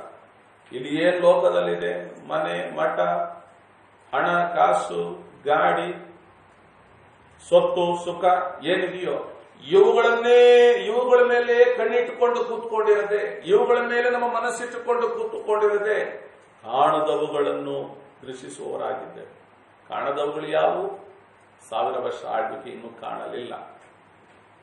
ಯೇಸು ಕ್ರಿಸ್ತನ ಮಧ್ಯಾಕಾಶದ ಬರುವಿಕೆ ಇನ್ನೂ ಕಾಣಲಿಲ್ಲ. ಕಾಣದೇ ಇರುವಂತದ್ದು, ಆದ್ರೆ ಯೇಸು ಕ್ರಿಸ್ತನು ಹೇಳಿದ್ದಾನೆ. ಆದ್ದರಿಂದ ಆತನು ಹೇಳಿದ್ದಾನೆ, ಅದು ಇನ್ನೂ ನಡೆಯಲಿಲ್ಲ, ನಡೀಲಿಕ್ಕೆ ಹೋಗ್ತದೆ, ಅದನ್ನೇ ದೃಷ್ಟಿಸುವವರಾಗಿದೆ, ಅದರ ಮೇಲೆ ಆಲೋಚನೆ ಇಟ್ಟುಕೊಂಡಿದ್ದೇವೆ. 1000 ವರ್ಷ ಆಳ್ವಿಕೆ, ನಿತ್ಯ ಜೀವನ, ದೇವರ ರಾಜ್ಯದಲ್ಲಿ ಸೇರಿ ದೇವರ ರಾಜ್ಯದಲ್ಲಿ ದೇವರೊಂದಿಗೆ ನಿತ್ಯ ಕಾಲ ಜೀವಿಸುವ ಜೀವನ, ಅದು ಕಾಣದಿರುವಂತವುಗಳು, ಅದನ್ನೇ ದೃಷ್ಟಿಸುವವರಾಗಿದ್ದೇವೆ. ಇಲ್ಲಿ ಏಕವಚನದಲ್ಲಿ ಮಾತನಾಡುತ್ತಿಲ್ಲ, ಇಲ್ಲಿ ಬಹುವಚನದಲ್ಲಿ ಮಾತನಾಡಲ್ಪಡ್ತಾ ಇದೆ. ಅಂದರೆ ನಿಜ ಕ್ರೈಸ್ತರಾಗಿರುವಂತಹ ಹಲವರು ಏನಾಗಿರ್ತಾರಂದ್ರೆ, ಹೆಚ್ಚಿನ ಅಂಶ ಸರಿಯಾಗಿ ಹೇಳಬೇಕಾದ್ರೆ, ನಿಜ ಕ್ರೈಸ್ತರಾಗಿರುವ ಎಲ್ಲರೂ ಸರಿ ಕಾಣುವವುಗಳ ಮೇಲೆ ದೃಷ್ಟಿ ಇಟ್ಟುಕೊಳ್ಳದೆ ಕಾಣದವುಗಳ ಮೇಲೆ ದೃಷ್ಟಿ ಇಡುವವರಾಗಿರುತ್ತಾರೆ. ಯಾಕೆಂದರೆ ಕಾಣುವಂತವುಗಳು ಸ್ವಲ್ಪ ಕಾಲ ಮಾತ್ರ ಇರುವುದು, ಕಾಣದಿರುವಂತವುಗಳು ಸದಾ ಕಾಲ ಇರುವುದು. ಯಾಕೆ ಗೊತ್ತ್ರಿ? ಕಾಣದಿರುವವುಗಳ ಮೇಲೆ ದೃಷ್ಟಿ ಇಟ್ಟಿದ್ದಾರೆ ನಿಜ ಕ್ರೈಸ್ತರು. ಕಾಣದಿರುವವುಗಳು ಸದಾ ಕಾಲ ಇರುವಂಥದ್ದು, ಎಂದೆಂದಿಗೂ ಇರುವಂಥದ್ದು, ಅಳಿದು ಹೋಗದಿರುವಂಥದ್ದು, ನುಸಿ ಹಿಡಿಯಲಾರದಂಥದ್ದು, ಕಳ್ಳನು ಕನ್ನ ಹಾಕಿ ಕಲಿಯದೇ ಇರುವಂತಹದ್ದು, ಅದು ಮಹಿಮೆಯುಳ್ಳ ವಿಷಯಗಳು. ಕಾಣುವಂತವುಗಳು ಮಣ್ಣು ವಿಷಯಗಳು, ಕಾಣುವಂತವುಗಳು ಸ್ವಲ್ಪ ಕಾಲ ಇದ್ದು ಇಲ್ಲದೆ ಹೋಗುವಂತವುಗಳು. ಪ್ರಿಯ ಸಹೋದರ ಸಹೋದರಿ, ನಿನ್ನ ನಿರೀಕ್ಷೆ ಏನು? ನೀನು ಯಾವುದನ್ನು ನಿರೀಕ್ಷಿಸ್ತಾ ಇದ್ದಿ? ಎಂದಿಗೆ ಕೊರೋನಾದ ಸಮಸ್ಯೆ ಮುಂದುವರಿತಾ ಇದೆ. ಇನ್ನು ಸ್ವಲ್ಪವೇ ಸಮಯದಲ್ಲಿ ಬೇರೆ ಸುದ್ದಿಗಳು, ಹೊಸ ಸುದ್ದಿಗಳು ದೇಶಕ್ಕೆ ಮಾತ್ರವಲ್ಲ ಪ್ರಪಂಚಕ್ಕೆ ಪ್ರಕಟವಾಗಲಿಕ್ಕಿವೆ. ಇನ್ನು ಮುಂದಿನ ಕಾಲಗಳು ಘೋರ ಭಯಂಕರವಾಗಿರುತ್ತವೆ. ಭಯ ಬೆಳೆಸ್ಲಿಕ್ಕೆ ಹೇಳ್ತಿಲ್ರಿ. ನೀವು ಹೋಗಿ DNA ಸುದ್ದಿಗಳು, NDA ಸುದ್ದಿಗಳು ಮತ್ತು BBCಯ ಸುದ್ದಿಗಳನ್ನು ಕೇಳಿಸ್ಕೊಳ್ರಿ.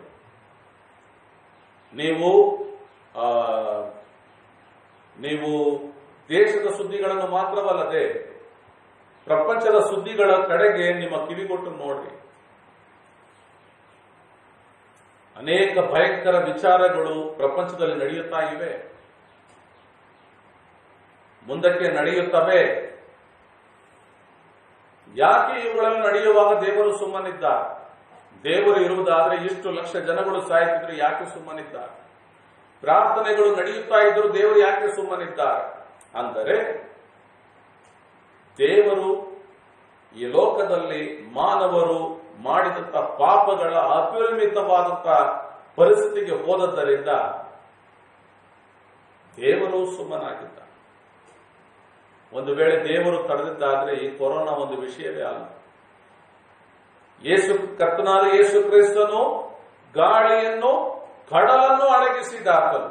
ಒಂದು ಕಡಲು, ಒಂದು ಸಮುದ್ರವೇ ಅದು ದೊಡ್ಡದಾದ ತೆರೆ ನೊರೆಗಳಿಂದ ಗೊಂದಲಕ್ಕೊಳಗಾಗಿದ್ದರೆ, ಬಿರುಗಾಳಿಯು ಬೀಸುತ್ತಾ ಇದ್ದರೆ ಕರ್ತ ಯೇಸು ಕ್ರಿಸ್ತನು ಗಾಳಿ ಕಡಲನ್ನು ಅಡಗಿಸ್ತಾನೆ. ಶಾಂತವಾಗು, ಮೊರೆಯಬೇಡ ಎಂದು ಹೇಳುವಾಗ ಗಾಳಿಯು ಕಡಲು ಶಾಂತವಾಯಿತೆಂದು ದೇವರ ವಾಕ್ಯ ಹೇಳುತ್ತದೆ. 2000 ವರ್ಷಗಳ ಮೊದಲು ಯೇಸು ಕ್ರಿಸ್ತನು ಮಾಡಿದ್ದನ್ನು ಅಂದಿದ್ದ ಅಪೊಸ್ತಲರು ನೋಡಿದ್ದಾರೆ. ಅವರುಗಳು ನೋಡಿದ್ದನ್ನು, ಅನುಭವಿಸಿದ್ದನ್ನು ಬರೆದು ಇಟ್ಟಿದ್ದಾರೆ. ಹೀಗಿರುವಲ್ಲಿ ಕೊರೋನಾ ಎಂಬುದು ಒಂದು ಸಮುದ್ರ ಅಲ್ವೇ, ಒಂದು ಚಿಕ್ಕ ಒಂದು ಕ್ರಿಮಿ. ಅದನ್ನ ತಡೆಗಟ್ಟಲಿಕ್ಕೆ ದೇವರಿಗೆ ಎಷ್ಟೊತ್ತು ಬೇಕು? ಯಾಕೆ ದೇವರು ಮೌನವಾಗಿದ್ದಾನಂದ್ರೆ, ಲೋಕದಲ್ಲಿ ಪಾಪವು ಹೆಚ್ಚು ಹೋಗ್ತಾ ಇದೆ, ಅಕ್ರಮಗಳು ಹೆಚ್ಚು ಹೋಗ್ತವೆ. ಅನೇಕ ಸುದ್ದಿಗಳು ನೀವು ಕೇಳಿಸ್ಕೊಂಡಿರ್ತೀರಿ. ಚಿಕ್ಕ ಚಿಕ್ಕ ಕೂಸುಗಳನ್ನು ಅತ್ಯಾಚಾರ ಮಾಡುವ ವಿಷಯಗಳು ಯಾವ ದೇಶದಲ್ಲಿ ನಡೆದಿಲ್ಲ. ಗಂಡು ಹೆಣ್ಣು ಮದುವೆ ಮಾಡಿಕೊಳ್ಳುವ ವಿಚಾರ ಯಾವ ದೇಶದಲ್ಲಿ ನಡೆದಿಲ್ಲ. ದೇವರು ಮಾನವನಿಗೆ ಕೊಟ್ಟಿರುವಂತಹ ಲಕ್ಷಣ ಏನ್ ಗೊತ್ತ್ರಿ? ಒಂದು ಗಂಡಾದರೆ ಆ ಗಂಡಿಗೆ ಒಂದು ಹೆಣ್ಣು, ಒಂದು ಹೆಣ್ಣಂತಿದ್ರೆ ಆ ಹೆಣ್ಣಿಗೆ ಒಂದು ಗಂಡು ದೇವರು ಸೃಷ್ಟಿಸಿದ್ದ. ಈ ಲೋಕದಲ್ಲಿ ಇವೆ. ಗಂಡಸೆ ಮದುವೆ ಮಾಡ್ಕೊಳ್ಳಿಕ್ಕೆ ಹೆಂಗಸೆ ಇಲ್ವಾ? ಇಲ್ಲದೆ ಹೋಗಿದ್ರೆ ಗಂಡಸೆ ಮದುವೆ ಮಾಡ್ಕೊಳ್ತಾರ ಅಂತ ಹೇಳ್ಕೋಬಹುದೇನ? ಹೆಣ್ಣು ಮದುವೆ ಮಾಡ್ಕೊಳ್ಳೋದ್ರೆ ಗಂಡಸರೇ ಇಲ್ಲದಿದ್ದಾರ? ಎಲ್ಲಿ ನೋಡಿದ್ರು ಭಯಂಕರವಾದ ಕುಡುಕುತನ, ಭಯಂಕರವಾದ ವಿಗ್ರಹಾರಾಧನೆಗಳು, ಕೊಲೆಗಳು, ದರೋಡೆಗಳು, ಪಾಪಗಳು, ಅತ್ಯಾಚಾರಗಳು. ಚಿಕ್ಕ ಚಿಕ್ಕ ಕೂಸುಗಳು ಅತ್ಯಾಚಾರಕ್ಕೆ ಒಳಪಟ್ಟು ಎಷ್ಟು ಭಯಂಕರವಾದ ವಿಷಯಗಳು. ಕೆಲವೊಂದು ಕಡೆಗಳಲ್ಲಿ ನರಬಲಿಗಳು ಕೊಡುವಂತಹ ಕಾರ್ಯ. ಹೀಗೆ ಭಯಂಕರವಾದ ವಿಷಯಗಳು ಪ್ರಪಂಚದಾದ್ಯಂತ ನಡೆಯುತ್ತಲಿರುವುದರಿಂದ ಈ ಕೊರೋನಾದಂತಹ ಸಮಸ್ಯೆಗಳು ಬರುವಾಗ ದೇವರು ಸುಮ್ಮನೆ ಇದ್ದ. ಯಾಕೆ?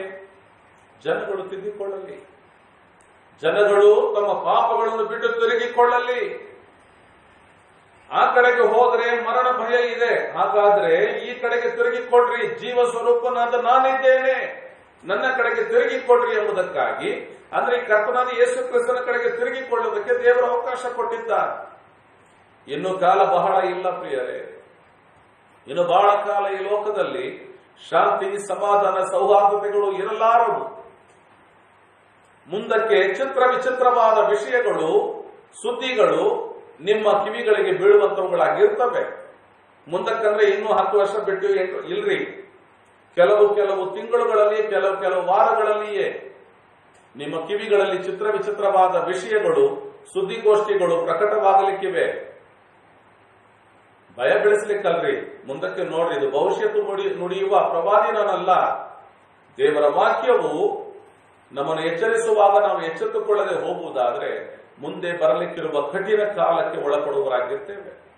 ದೇವರ ವಾಕ್ಯದಲ್ಲಿ ಪ್ರಕಟಣೆ ಗ್ರಂಥವನ್ನು ಓದುವುದಾದ್ರೆ ಆ ವಾಕ್ಯಗಳು ತಿಳಿಸ್ತವೆ, ಭಯಂಕರ ಕೃತ್ಯಗಳು ನಡೀಲಿಕ್ಕೆ ಹೋಗ್ತವೆ.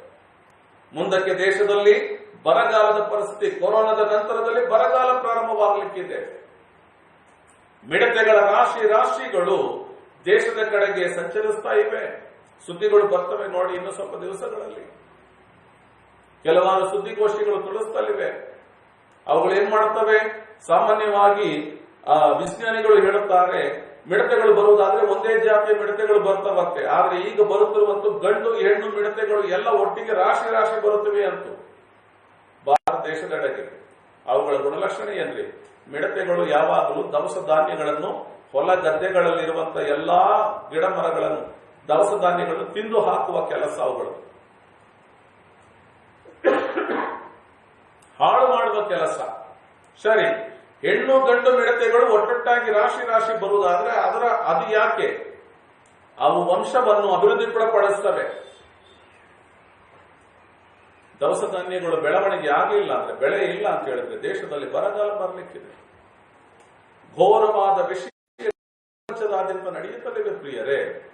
ಈ ನಿಟ್ಟಿನಲ್ಲಿ ಒಬ್ಬ ನಿಜ ಕ್ರೈಸ್ತನಾಗಿ ನಿನ್ನ ನಿರೀಕ್ಷೆ ಏನು? ನೀನು ಯಾವ ಕಡೆಗಿದ್ದೀಯ? ನಿನಗೆ ತಿಳಿದಂತವರು, ನಿನ್ನ ಕಳ್ಳು ಬಳ್ಳಿಗಳು, ನಿನ್ನ ಸ್ವಂತದವರು, ನಿನ್ನ ನೆರೆಹೊರೆಯವರು, ನಿನ್ನ ಸಹೋದರ ಸಹೋದರಿಯರು ಯೇಸು ಕ್ರಿಸ್ತನನ್ನು ತಿಳಿದುಕೊಂಡಿದ್ದಾರಾ? ಯೇಸು ಕ್ರಿಸ್ತನು ಕೊಡುವಂತ ಈ ರಕ್ಷಣೆಯನ್ನು ಹೊಂದಿಕೊಂಡಿದ್ದಾರಾ? ನಿಜ ಸುವಾರ್ತೆ, ಸತ್ಯ ಸುವಾರ್ತೆಯ ಕಡೆಗೆ ತಿರುಗಿಕೊಂಡಿದ್ದಾರ್ರಿ? ಸ್ವಸ್ಥ ಬೋಧನೆಯಲ್ಲಿದ್ದಾರಾ? ಪ್ರಿಯ ಸಹೋದರ ಸಹೋದರಿಯೇ, ಯಾರಾಗಿದ್ದರೂ ಸರಿ, ದೇವರ ಬರುವಿಕೆಯು ಅಂದ್ರೆ ಕಾಣುವಂಥವುಗಳೆಲ್ಲ ಸ್ವಲ್ಪ ಕಾಲ ಇದ್ದು ಇಲ್ಲದೆ ಹೋಗುವಂಥವು. ಕಾಣದಿರುವಂಥವುಗಳನ್ನು ನಿರೀಕ್ಷಿಸು. ಇಲ್ಲಿ ಪರಿಶುದ್ಧ ಪೌಲನು ತಿಳಿಸ್ತಾ ಇದ್ದಾನೆ, ಕಾಣದಿರುವಂಥವುಗಳು ಸದಾ ಕಾಲ ಇರುವವು, ಅವುಗಳನ್ನೇ ನಾವು ದೃಷ್ಟಿಸುತ್ತೇವೆ ಅಂತ.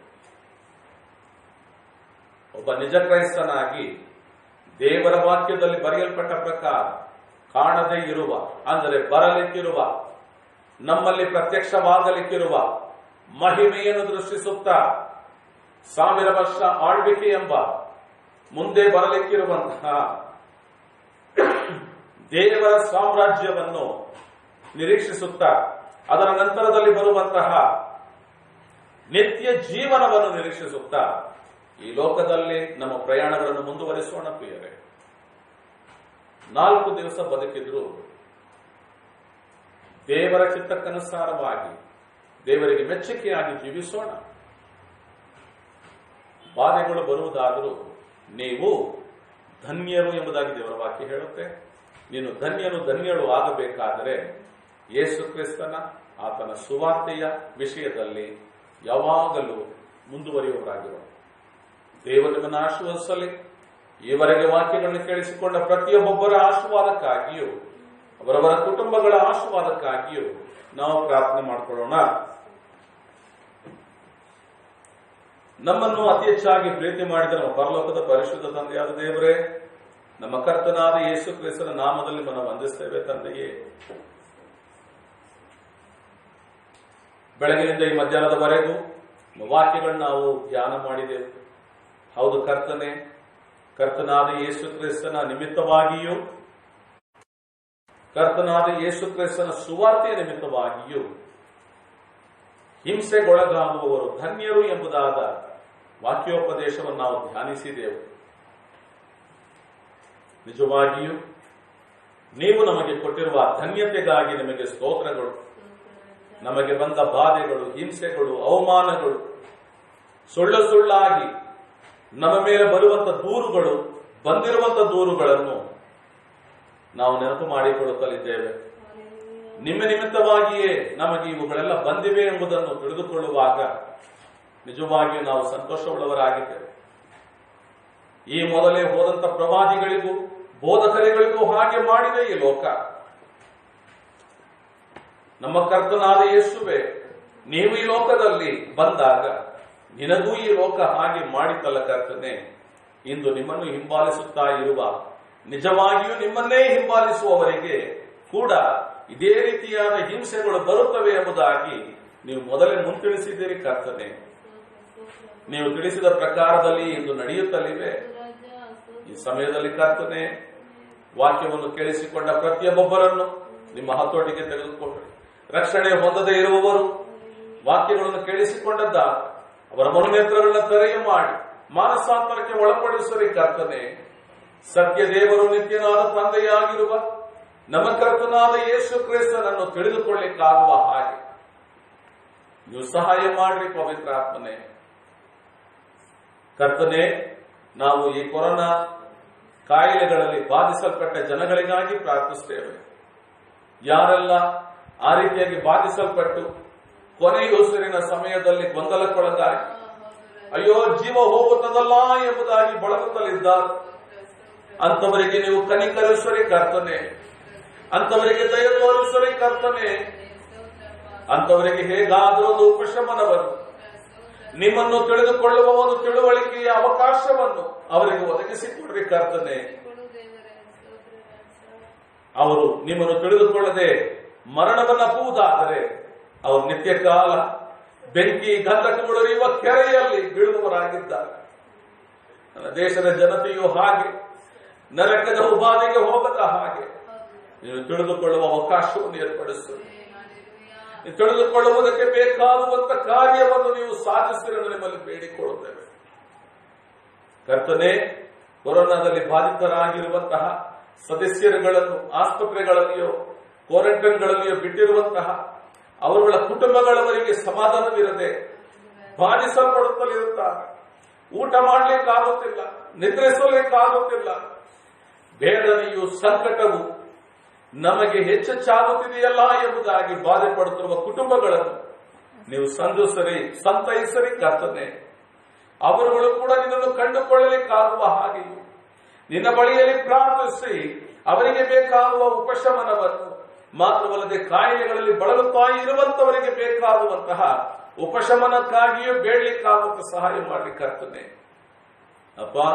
ದೇಶದಾದ್ಯಂತ ಬಳಲುತ್ತಾ ಇರುವ ಜನಗಳು, ಕಷ್ಟಗಳಲ್ಲಿರುವವರು, ಕಾಯಿಲೆಗಳಲ್ಲಿರುವ ನಾನಾ ವಿಧವಾದ ಕಾಯಿಲೆಗಳಲ್ಲಿ ಬಳಲುತ್ತಿರುವವರು, ಪಾಪದ ಬಂಧನದಲ್ಲಿ ಸಿಲುಕಿಕೊಂಡು ಹೊರಬರಲಿಕ್ಕಾಗದೇ ಇರುವಂತಹ ಜನಗಳು, ಕರ್ತನೆ, ಆರ್ಥಿಕ ಬಿಕ್ಕಟ್ಟುಗಳಲ್ಲಿ ಸಿಲುಕಿಕೊಂಡು ಅನ್ನ ಆಹಾರಗಳಿಗೆ ಅವಕಾಶವಿಲ್ಲದೆ ಬಾಧೆ ಪಡುತ್ತಿರುವಂತಹ ಕುಟುಂಬಗಳು ನಾವು ಈ ಸಮಯದಲ್ಲಿ ನಿಮ್ಮ ಮುಂದೆ ನೆನೆಸಿಕೊಳ್ಳುತ್ತಲಿದ್ದೇವೆ.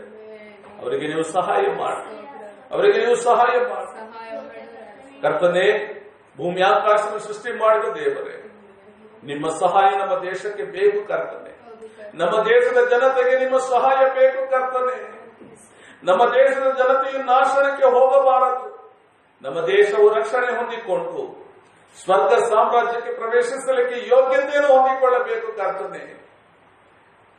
ಅದಕ್ಕೆ ಬೇಕಾಗುವ ಸಹಾಯಗಳನ್ನು, ಅದಕ್ಕೆ ಬೇಕಾಗುವ ಮಾರ್ಗದರ್ಶನಗಳನ್ನು, ಅದಕ್ಕೆ ಬೇಕಾಗುವ ಸಹಾಯ, ಬೇಕಾಗುವಂತಹ ಕಾರ್ಯಕಲಾಪಗಳನ್ನು ನೀವು ತನ್ನ ದೇಶದಲ್ಲಿ ಕ್ರಿಯಿಸಬೇಕಾಗಿ ನಿಮ್ಮಲ್ಲಿ ಬೇಡಿಕೊಳ್ಳುತ್ತಿದೆ. ಪವಿತ್ರಾತ್ಮ ದೇವರು ತಾನೆ ನಮ್ಮನ್ನು ರಕ್ಷಣೆಗೆ ಪ್ರೇರೇಪಿಸಿದ್ದ ಪವಿತ್ರಾತ್ಮ ನಮ್ಮ ದೇಶವನ್ನು ಕೂಡ ರಕ್ಷಣೆಗೆ ಪ್ರೇರೇಪಿಸಿ ದಾರಿ ನಡೆಸಬೇಕಾಗಿ ನಮ್ಮ ಕರ್ತನು ಮುದ್ದೊಡೆಯನಾಗಿರುವ ಯೇಸು ಕ್ರಿಸ್ತನ ಮುಖಾಂತರ ಬೇಡಿದ್ದೇವೆ. ನಮ್ಮ ಪರಿಶುದ್ಧ ತಂದೆ, ನನ್ನ ಮನವೇ ಯೆಹೋವನನ್ನು ಕೊಂಡಾಡು, ನನ್ನ ಸರ್ವೇಂದ್ರಿಯಗಳನ್ನು ಪವಿತ್ರ ನಾಮವನ್ನು ಕೀರ್ತಿಸು. ನನ್ನ ಮನವೇ ಯೆಹೋವನನ್ನು ಕೊಂಡಾಡು, ಆತನು ಮಾಡಿದ ಉಪಕಾರಗಳಲ್ಲಿ ಒಂದನ್ನು ಮರೆಯದಿರು. ಆಮೆನ್. ನಮ್ಮ ತಂದೆಯಾದ ದೇವರ ಪ್ರೀತಿಯು, ಕರ್ತನಾದ ಯೇಸು ಕ್ರಿಸ್ತನ ಕೃಪೆಯು, ಪರಿಶುದ್ಧಾತ್ಮನ ಅನ್ಯೋನ್ಯತೆಯ ಸಹವಾಸವು ಎಂದು ಎಂದು ಸದಾ ಕಾಲಗಳಲ್ಲಿ ನಿಮ್ಮೆಲ್ಲರೊಂದಿಗಿರಲಿ. ಆಮೆನ್. ದೇವರು ನಿಮ್ಮನ್ನು ಆಶೀರ್ವದಿಸಲಿ, ನಿಮ್ಮ ಕುಟುಂಬಗಳನ್ನು ಕೂಡ ದೇವರು ಆಶೀರ್ವದಿಸಲೆಂದು ಹಾರೈಸುತ್ತೇನೆ. ಎಲ್ಲರಿಗೂ ವಂದನೆ.